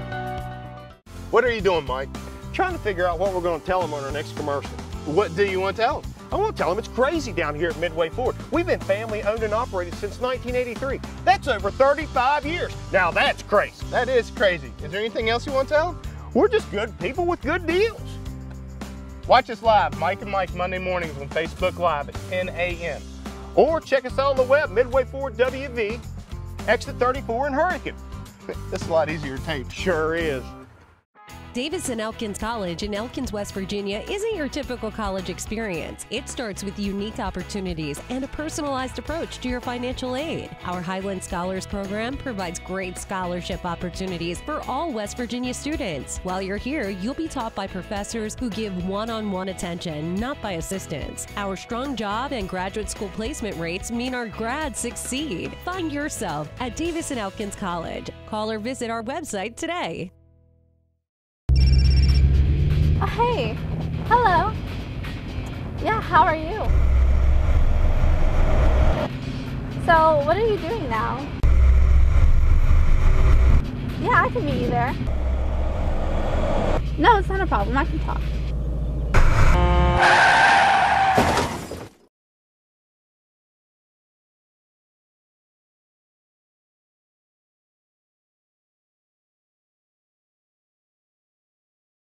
How tough are you? It's the 27th annual Parsons Ford Tough Man Contest, co-sponsored by Miller Lite, 101.5 Bob Rocks, Extreme Family Fitness, Coors Light, and Lust Gentlemen's Club. Coming February 16th and 17th to the Berkeley Rec Center in Martinsburg. Tickets available at the Parks and Rec office, Extreme Family Fitness, Factory Direct Carpets, or online at WVToughman.com. Get your tickets today and tough it out.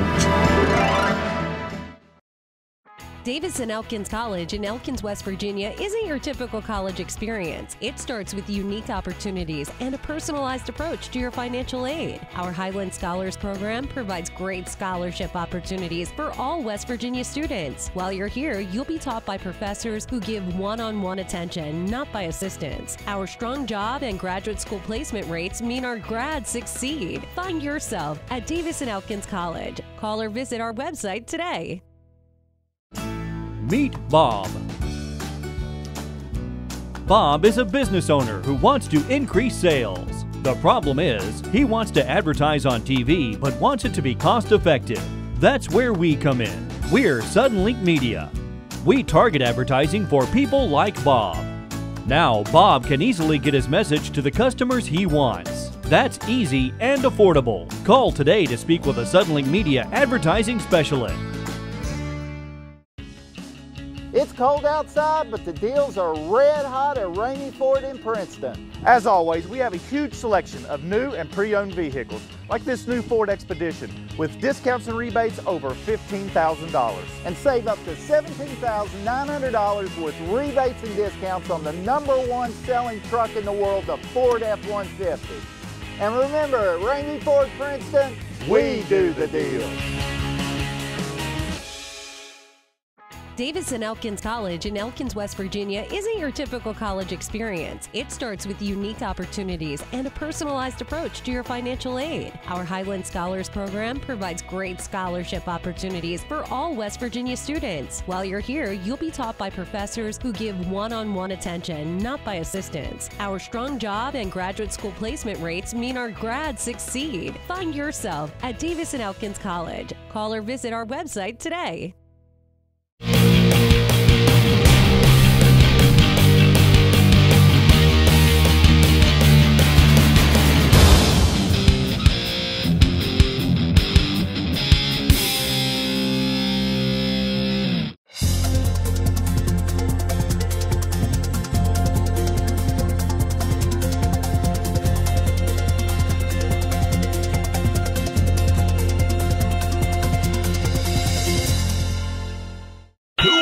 Toughest men and women in the Ohio Valley. It's the 38th annual Budweiser Tough Man Contest. Co-sponsored by WGOV9, Eagle 107, Wheeling, Ohio County CVB, Thomas Auto Centers, World Gym, Jill's Gentlemen's Club, and ICR Equipment Rental Sales and Supply. Coming March 2nd and 3rd to Wheeling's West Banco Arena. For tickets, visit westbancoarena.com. westbancoarena.com. Tough it out. Davis and Elkins College in Elkins, West Virginia isn't your typical college experience. It starts with unique opportunities and a personalized approach to your financial aid. Our Highland Scholars Program provides great scholarship opportunities for all West Virginia students. While you're here, you'll be taught by professors who give one-on-one attention, not by assistants. Our strong job and graduate school placement rates mean our grads succeed. Find yourself at Davis and Elkins College. Call or visit our website today. Meet Sally. Sally is a business owner who wants to advertise on the internet. The problem is Sally doesn't know where to start. That's where we come in. We're Suddenlink Media. We help business owners like Sally create effective marketing campaigns. Now Sally can easily target her best customers using the internet. That's easy and affordable. Call today to speak with a Suddenlink Media advertising specialist. It's cold outside, but the deals are red hot at Rainy Ford in Princeton. As always, we have a huge selection of new and pre-owned vehicles, like this new Ford Expedition, with discounts and rebates over $15,000. And save up to $17,900 with rebates and discounts on the #1 selling truck in the world, the Ford F-150. And remember, at Rainy Ford Princeton, we do the deal. Biblical preaching, powerful singing. At Teays Valley Baptist Church, we believe in lifting up the name of Jesus and proclaiming Christ for the valley. We invite you to watch our services each Wednesday at 9 p.m. on Network West Virginia, and hope you will join us during our weekly services where you can find a place to call home. For more information, visit our website at teaysvalleybaptist.com. We know that C8 in your water can cause kidney or testicular cancer. If you've been diagnosed, the law firm of Hill, Peterson, Carper, B. & Ditzler is ready to review your claim. They're part of the only team of law firms that has tried or won C8 cancer cases in the courtroom. You can rest assured that you're in great hands. I'm Harry Ditzler. If C8 cancer happens to you, I'm sorry. Call me anytime. You can call at the office or you can reach me right here at home in Vienna. Hill, Peterson, Carper, B. & Ditzler. Slow pull. Back here in Clarksburg, Robert C. Byrd High School getting ready for the second half of the Division I Boys Championship game of the Hometown Invitational Tournament. Pocahontas County leads Van 35-27. My name is Brian Guthrie alongside Big Rick DeRubis from WCLG in Morgantown. Steve Spencer on camera for us this evening. All right, we were corrected. I went down to the scorer's table. Number 2 for Van is Caleb Green. Number 32 is Gavin Smith. And number 4 is David Stewart. So our apologies. We weren't trying to be disrespectful. No, we weren't trying to be wrong. We were guessing they weren't on my roster. Yeah, we were playing with the cards we were dealt. So we got new cards. Which is the gift that keeps on giving all year. You know, Clark, It is the gift that keeps on giving. Ready for the second half of action. Again, the Van Lady Bulldogs were the Division II champions of this tournament last weekend. Boys trying to make it a clean sweep. Pocahontas County, their first ever appearance in the championship game. Van, this is their third consecutive appearance, winning in 2016, losing to St. Mary's last year. Well, we saw a new champion in the first game, a team that had never been here before. Yes, the Paw Paw Pirates winning the Division II championship over Meadow Bridge by the slimmest of margins. Yeah, good game, good basketball game. This is a good game too, even though it's not as close as that one was. At one point, that game was an 11-point difference. This is a good game. If shots start to fall for this team, we could probably see 40 points apiece out of each of them in this half. Sloppy but exciting, which was your nickname in high school. And still is in certain circles. Gerald, 3 on the way. Nope, it's a 2. He was inside the line. 35-29.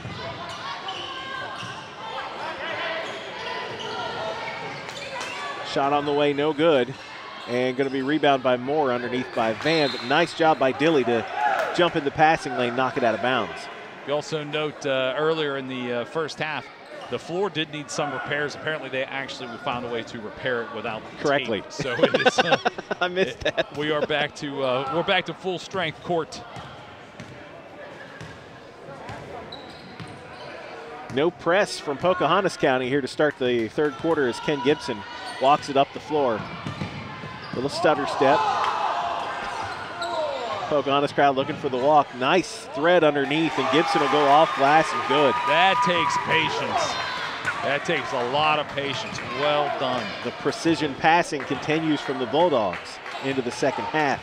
Dilly out top to Schaefer on the far side. He will walk it back between the circles.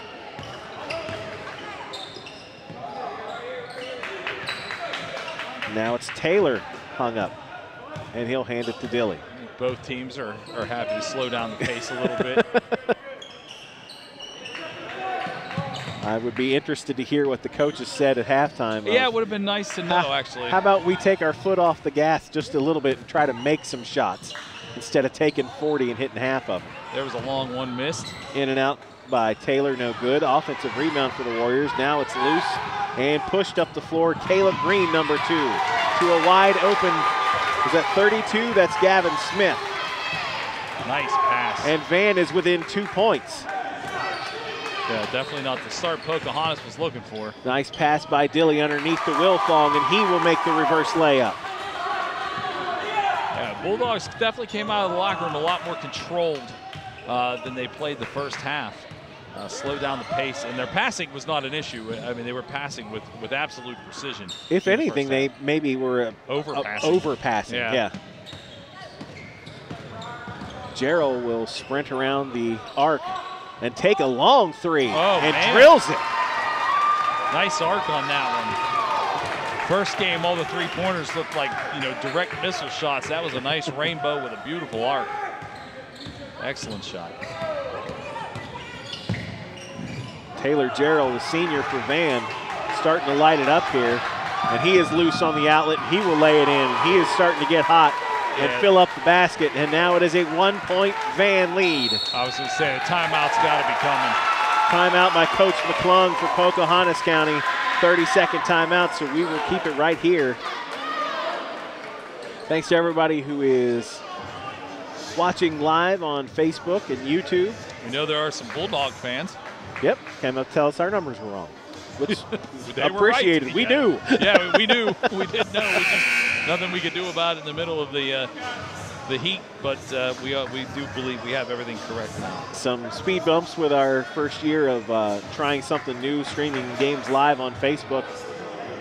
Had some technical problems, didn't get on until the third quarter of the first game, but got a great finish to that one. We got our money's worth out of that half. Absolutely, that was a great game. Pawpaw for the first time winning this, and really just a nice conversation with their coach. It's not our job to pick favorites. It's just our job to talk about the game. But you have to feel good for them as a team, having their most successful season in a long time now, 15-4 on the year, and got some hardware to take home back to Pawpaw tonight.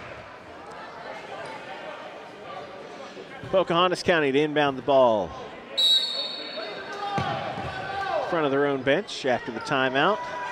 It is Wilfong to trigger it in, and he will drop it in to Taylor.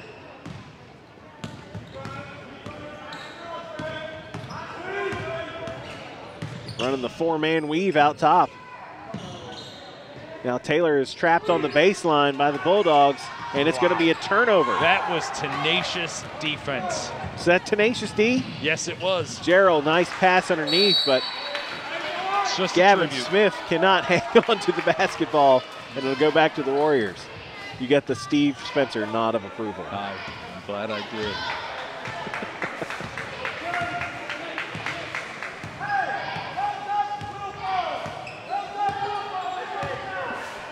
It's Logan Dilly, senior, out top. Really going to be. Wilfong in the low post has it rejected.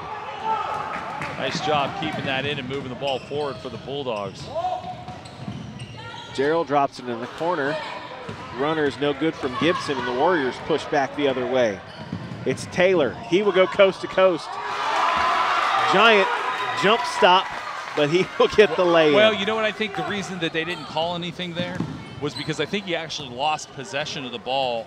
It was knocked out of his hands, and he was able to grab it again and go back up. Was it a catch or not a catch?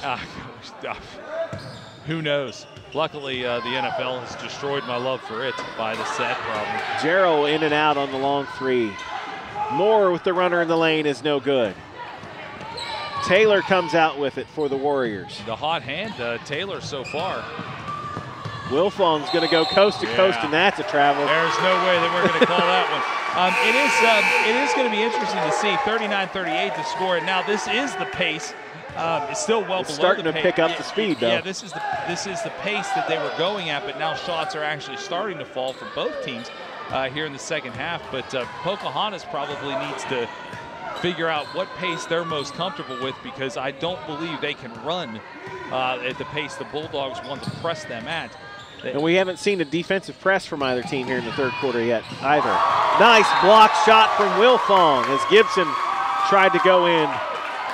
Wilfong is going to send it out to the cafeteria here at RCV. Yeah, it was, playing good defense is one thing, but playing smart offense, I think, for Pocahontas is really what they're going to have to do, because it's obvious that the Bulldogs are going to go out there and they're going to use some flash. And now that flash is starting to work. Pocahontas really has to find a way.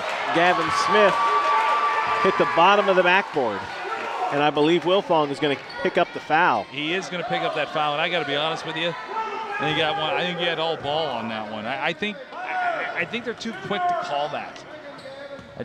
I really do. I think, if they're going to call him over the back, I think you should have to come actually down on it. He only hit the ball. Gavin Smith at the line. He hits his first free throw. Smith, 16 points a game. Lining up for the second one, looking to put the Bulldogs in front.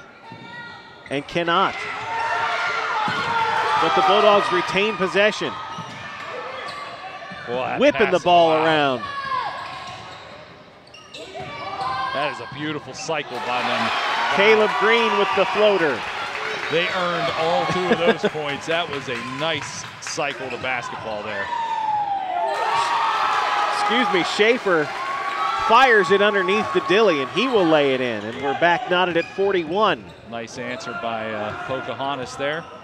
This is the game we were all hoping for. The number 1 and number 2 seeds in Division I.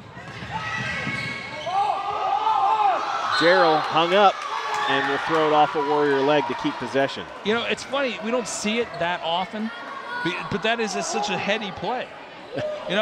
We saw it actually one time in the last game, but it was in the act of jumping. He just realized he was pinned. Yeah. I'm like, well, you know what? Let's reset this thing. It's a very heads-up play. Gavin Smith triggers it in. Moore lost the handle, and he's going to get called for a travel. They're calling that all day. There's no doubt about it. I couldn't tell you the last game I was at that I've seen this many travels called. Well, you have that in this high-paced kind of offense because people's feet are continuously moving. You're moving without the ball so much that... Yeah, you just get into that rhythm. Again, I'll use the word cycle. You know what you're supposed to do, and your feet can keep moving. even if you have the ball, because you're just so used to running that cycle. Taylor goes baseline and gets it to go and will go to the line for one more. 6-foot senior Jarrett Taylor at the line to try and extend the lead to 3. He's got it. And now we'll get a 3-quarter court press from Pocahontas County. Woo! Schaefer just about lost an ankle. And you do run that risk when people are running this kind of quick strike ball movement. You will occasionally get juked out of your shoes and a terribly missed 3-pointer. Yeah, 3 from Caleb Green, got nothing more. Underneath, he will lay it in. One of the problems defending ball movement like that is you kind of lose track of where the basket is and end up giving a lot of space. The Bulldogs have done a terrific job. Wilfong fires it up, and that is a 3. A terrific job of finding that open man. I mean, that is good coaching. You know, to have them be able to know exactly where they're supposed to be, and there does seem to be an open guy on every play. They're obviously a well-coached basketball team. That was definitely a travel. No call, drops to Moore, and Moore lays it in. Back to a 2-point game. Quickly the other way as we start to see the pace pick up. Long 2, gets the members bounce for Wilfong. Inside a minute to go in the 3rd frame. Caleb Green holds the ball out top for the Van Bulldogs.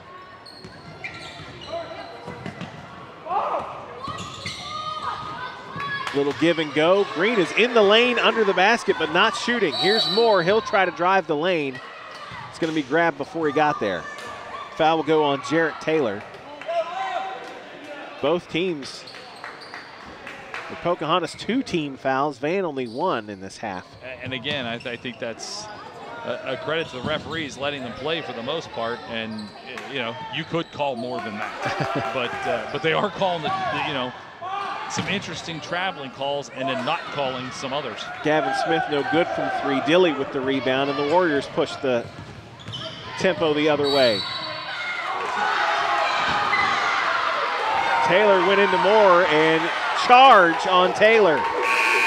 Moore picks up another. And it looks like charge, and that one did not go well. No, and I believe that would be his 19th of the season. If we're counting right. David Stewart, number 4, one of the other numbers we had wrong in the first half. He checks in for Van. And I believe it is Stewart inbounding. No, that's not. That's Green inbounding. Ahead to Gibson.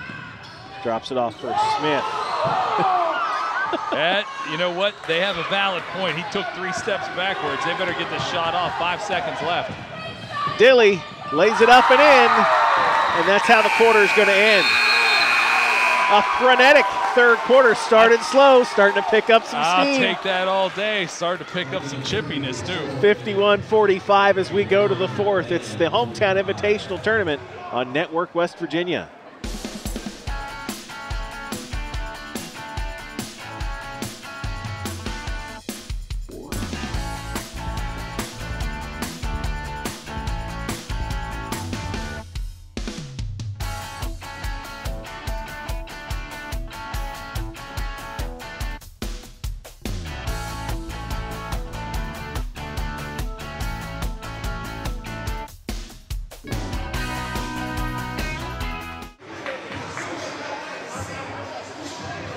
Getting ready to start the 4th quarter.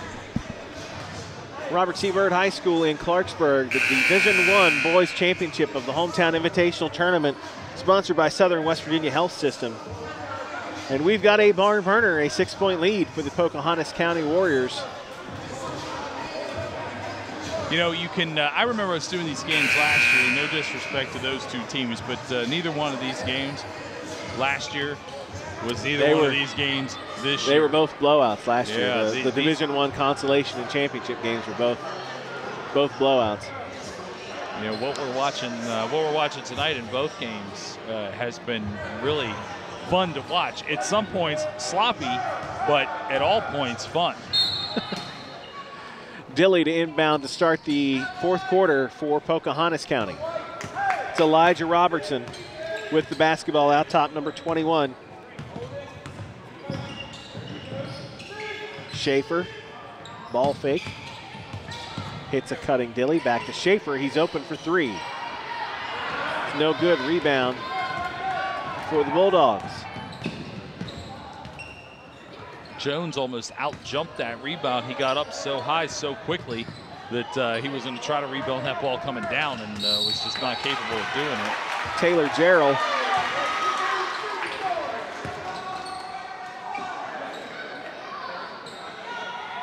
Was it away from the ball or did Gerald get fouled? I didn't see. 4 was on 41, Jones.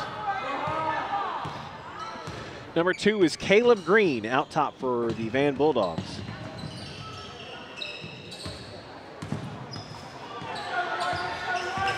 Waiting for some holes to open up. Kicks it into the corner. David Stewart, 3 on the way, is off the mark and rebounded by Schaefer.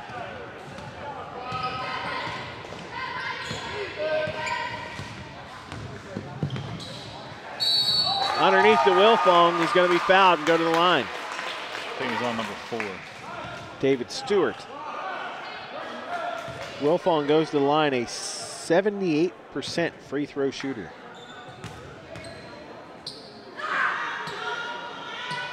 And in and out, no good. Just short. 51-45. It's the second, makes the lead 7. I was going to say, I think this is the furthest apart they've been, 7 or 8. In a while. Yeah, it's, well, they spent, what, over 3.5 minutes tied at 20 at one point, so. Pretty tight through most of the second quarter. It is a really interesting ebb and flow to this game. You're never truly out of it if you've got shooters. Pass is picked off by Dilly. He will push the other way. Turnaround underneath by Jacob Jones is good. Yeah, I was kind of going to argue the thought of that as he pressed inside. He had 2 guys open to kick back for threes, but you can't argue with a guy who hits success. Moore underneath. He can't get it to go. Ball knocked around on the floor. Timeout Van. Heads up play there by David Stewart. Calling timeout very quickly to maintain possession of the ball. And I think David may have hit his face off the floor. Came up grabbing his nose a little bit, making sure that he's not bleeding, but I think he appears to be fine. After the game, each team gets a player named to the all-tournament team. Then we'll have the trophy presentation. Steve showed us the trophies earlier. They're right there. Magnificent. Oh, is he going to do it again? Oh, Steve. Big difference between the runner-up and the champ. Yeah, there is, and there's also a big difference in a team that's been here before and one that hasn't. And we had that in the first game with Pawpaw, and I do believe, if my memory serves, Pocahontas has never been in this game. Has never been here either. Van is 1-1 in this game. Their 3rd consecutive appearance in this game. Ball blocked underneath, knocked out of bounds. It's going to go off of Robertson and stay with the Bulldogs. Van Bulldogs out of Boone County. Coming into this game, 10-5 overall in the season. They need to get rid of that ball. Yeah. 5-second violation. That is the first one of those we've seen in this game. I feel like the refs have been pretty liberal as far as not calling that, but you just got the sense that that was coming. Some light pressure from Van as Pocahontas brings it up the floor. And now they're in, it appears to be full-on burn some clock mode. Spread the floor. Pocahontas going to take a timeout, 30-second timeout. Coach McClung. Yep, we'll call a 30-second timeout. No, I think he took a full, actually. Oh, I saw shoulders.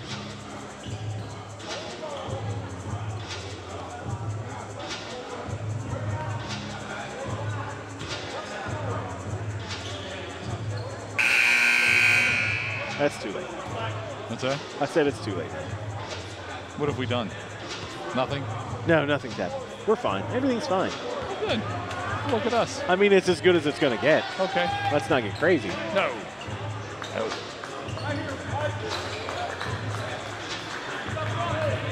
Inside 6 minutes to go. And it's a 9-point Warrior lead. Wilfong will trigger it in. Into the backcourt to Robertson.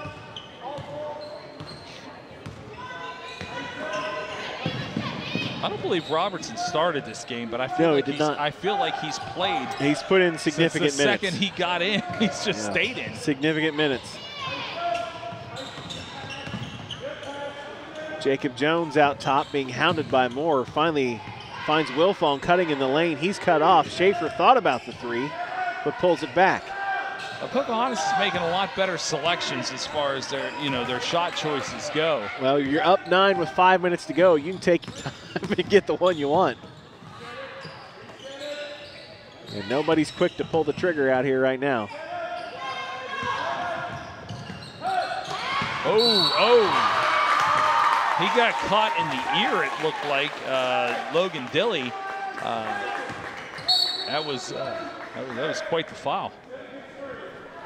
41, Jacob Jones sits down as Jarrett Taylor, number 50, checks back in. I don't think it was his intention to harm him. I think that move that he made left him out to dry, and his arm came up and hit him in the side of the face at Dilly, but he seems to be okay. Only 3 team fouls for Van, so they're a ways away from causing Pocahontas to shoot.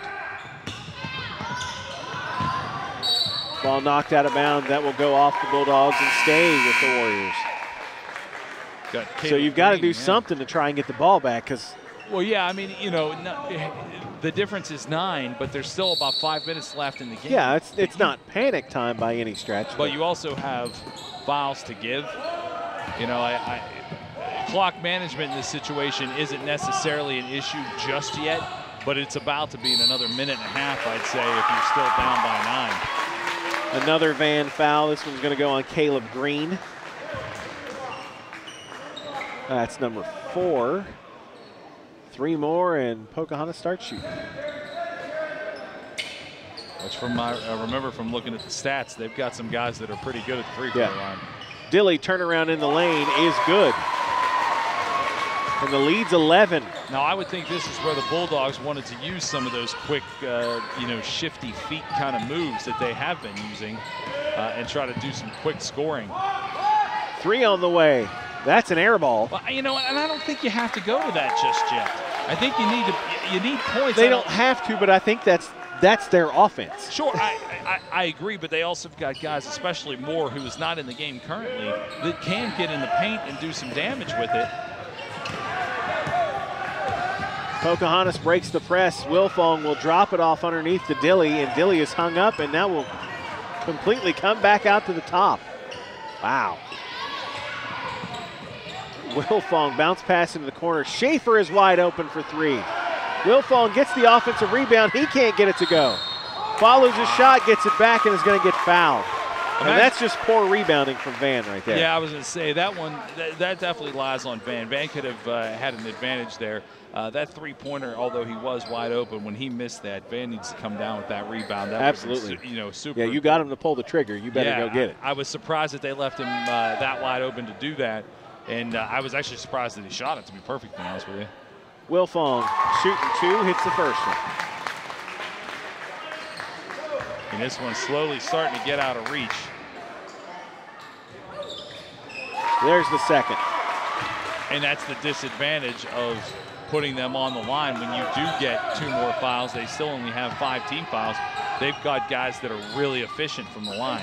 Lead is 13 now for Pocahontas County, and we've got a Bulldog down, and that is Taylor Jarrell, the sharpshooter, down on the far sideline. He's back on his feet. All I saw was him on his back. I'm not sure how he ended up there. Now he's hobbling a little bit. Obviously going to need to come out of the game for at least 1 whistle. Caleb Price will check in. He will walk to the bench under his own power. But he has had a couple of hot streaks in this game and really sparked the Van offense. Now they'll have to dig out of a hole without him. Down 13. He hasn't sat down, so I'm sure he's going to try to check back in as soon as possible. You're not going to mount a comeback without him. Trying to walk it off. Gibson in the corner, out top. And Pocahontas picks away the ball. It's Wilfong. Gonna get the foul and one. The hustle was there for the Bulldogs. He's just unable to stop him, and then ultimately picked up that 16 foul. And Pocahontas County is starting to pull away. It is 15 with one free throw to come. And he is checking back into the game. Gerald coming back in for number 2, Caleb Green.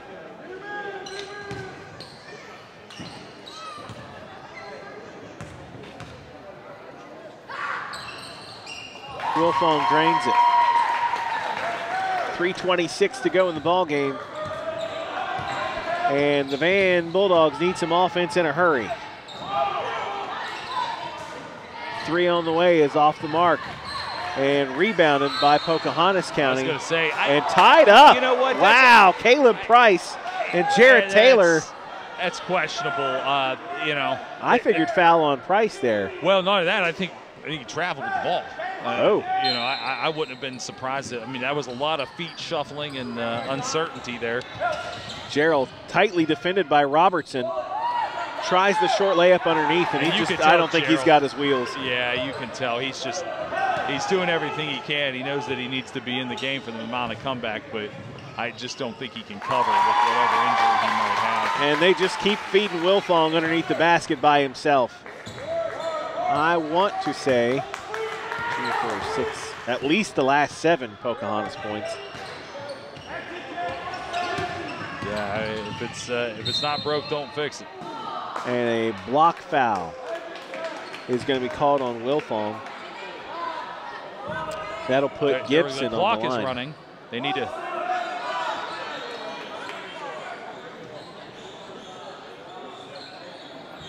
Probably need to go back to 2:33 or so.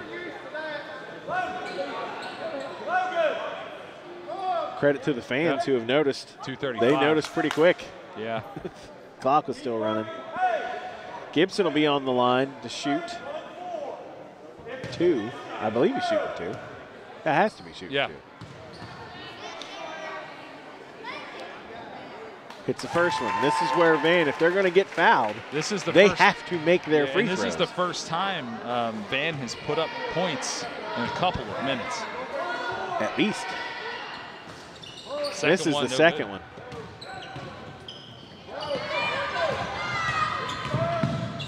Robertson lays it in. Wow. That's a 19-point lead. That escalated quickly. I mean, they just started salting away at it, and all of a sudden, I mean, it's a 19-point lead. Yeah, Van's offense just kind of stopped. Gerald trying to find some room. That one's too strong. Pulled back down. He's going to get a 3 off now. Nails that one. And a timeout. Okay. Yep, 30-second timeout for Van.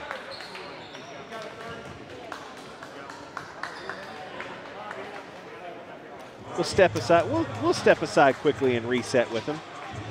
2:03 left to go in the game.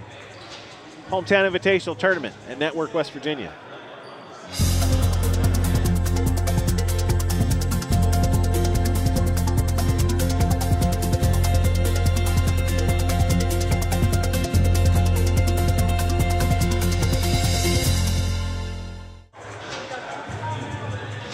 Out of the timeout. Van trying to reset. Trailing by 16 with 2:03 to go.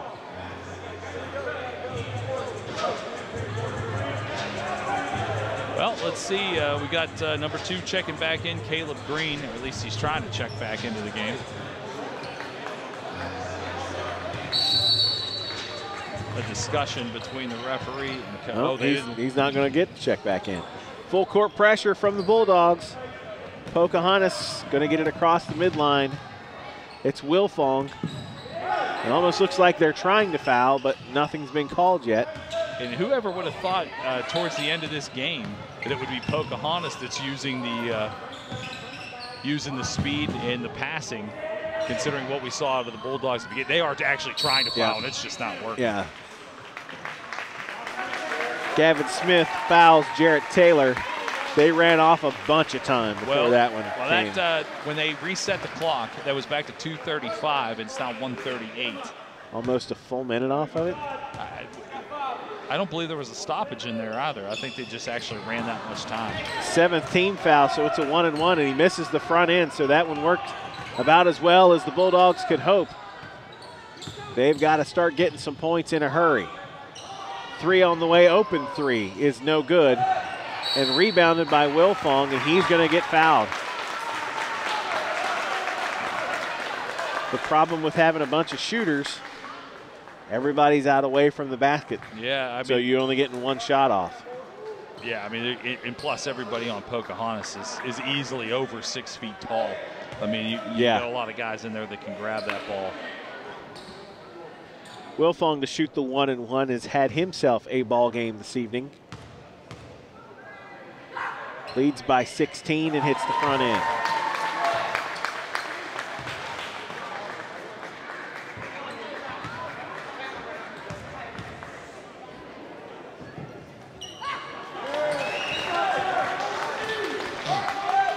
.47-49 with 80 seconds left. They're going to have to start launching them here. Yeah.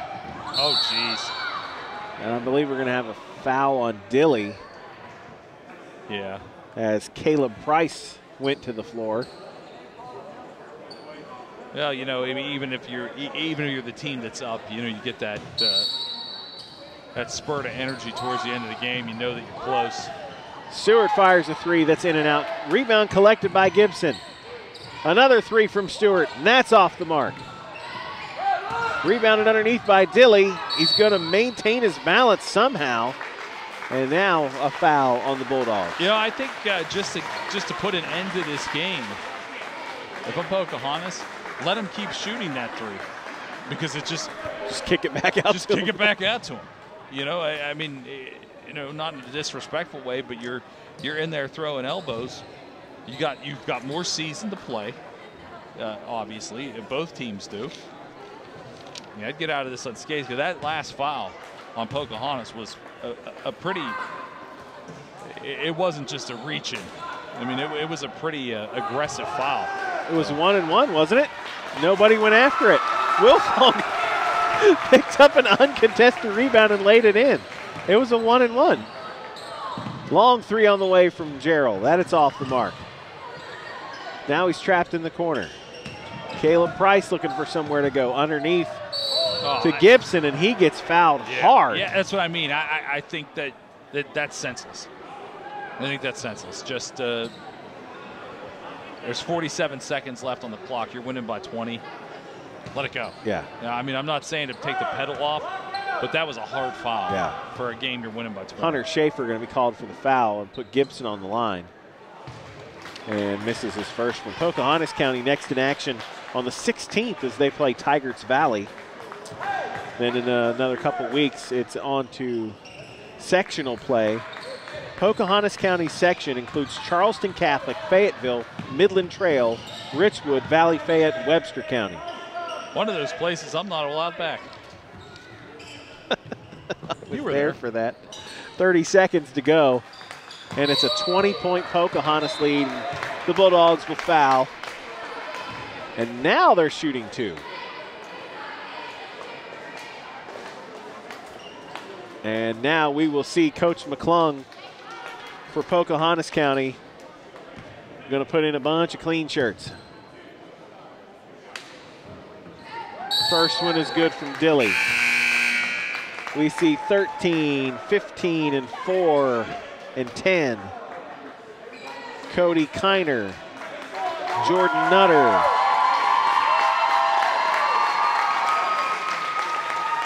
James Sharp. I don't have a 10. Why would I? Yeah. Second one's good. And that'll get Dilly a seat as Colton Alderman checks in. And a completely fresh 5 on the floor for the last 28 seconds of this game for Pocahontas County, as their first appearance in the Division I championship game as the runner from Gerald goes in. Their first appearance is going to get them a trophy.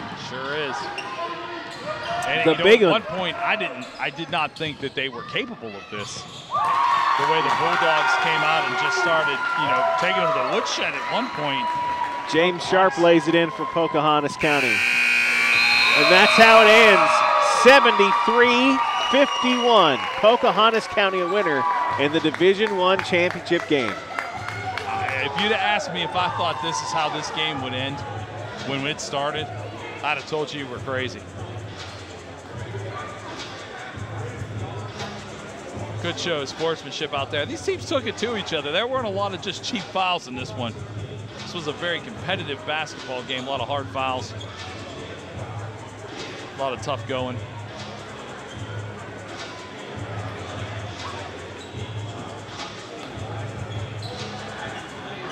Team shaking hands.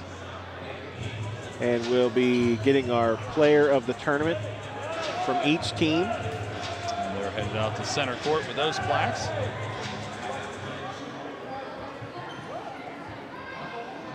This time we would like to recognize the outstanding player for both teams. The West Virginia Hometown Invitational Tournament recognizes these 2 outstanding players. First, from Van, Taylor Jarrell.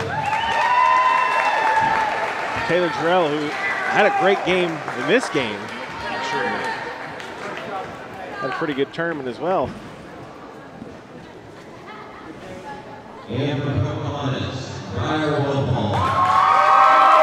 Briar Wolfhall took over this game at one point. Yeah, he sure did. And hats off to him. Like I said, I never would have imagined that this game ended in this fashion. I mean, they really did just, they maintained the course. Hey, yeah, they're taking it to us. But again, you have to look back at the Bulldogs in their offense. They were moving the ball like I've never seen. They weren't doing anything with it in that movement. Those shots were not falling. So the runner-up trophy goes to Van. Division I. Again, they could be playing in Division II. They take the small schools and then sort them into small and not so small. Yeah. And Van could be playing in Division II, but they choose to play up. Yeah, Coach Goggis says we play Division I. We want the challenge. Then you learn more and you get better. So in the last 3 years, they've got a championship and 2 runners-up, so they're not. Yeah, they're holding their own. Absolutely. I don't think you have too many complaints. Absolutely not. Photo op for these fellas for the long trip back to Boone County.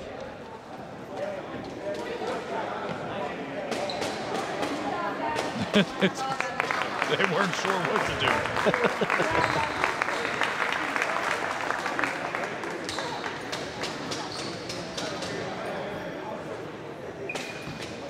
Now at this time, we would like to congratulate our champions in Division I, Pocahontas County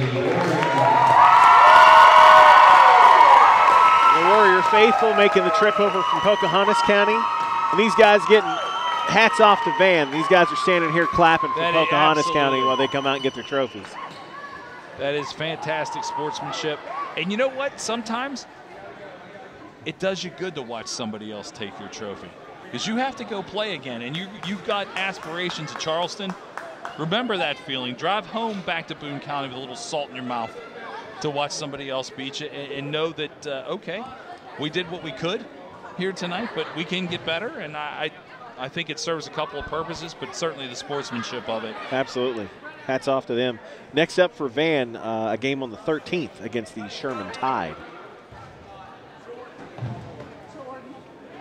And it's like being back in high school, watching them have to place everybody properly for the photo op. Everybody move back 2 steps. All right, you in the front, you yeah. here. I mean, at that point, you know, the Bulldogs have walked Yeah, in. they're like, all right. They did their due diligence. Now we get it. Yeah. All right. They did their due diligence for sure. Cheerleaders getting the shot, too. Congratulations to the Pocahontas County Warriors, the Division I Boys Hometown Invitational Tournament. their first appearance in the championship game, they win the hardware. Division II, Paw Paw Pirates, their first appearance in the championship game, they take home the trophy. So congratulations to both those schools.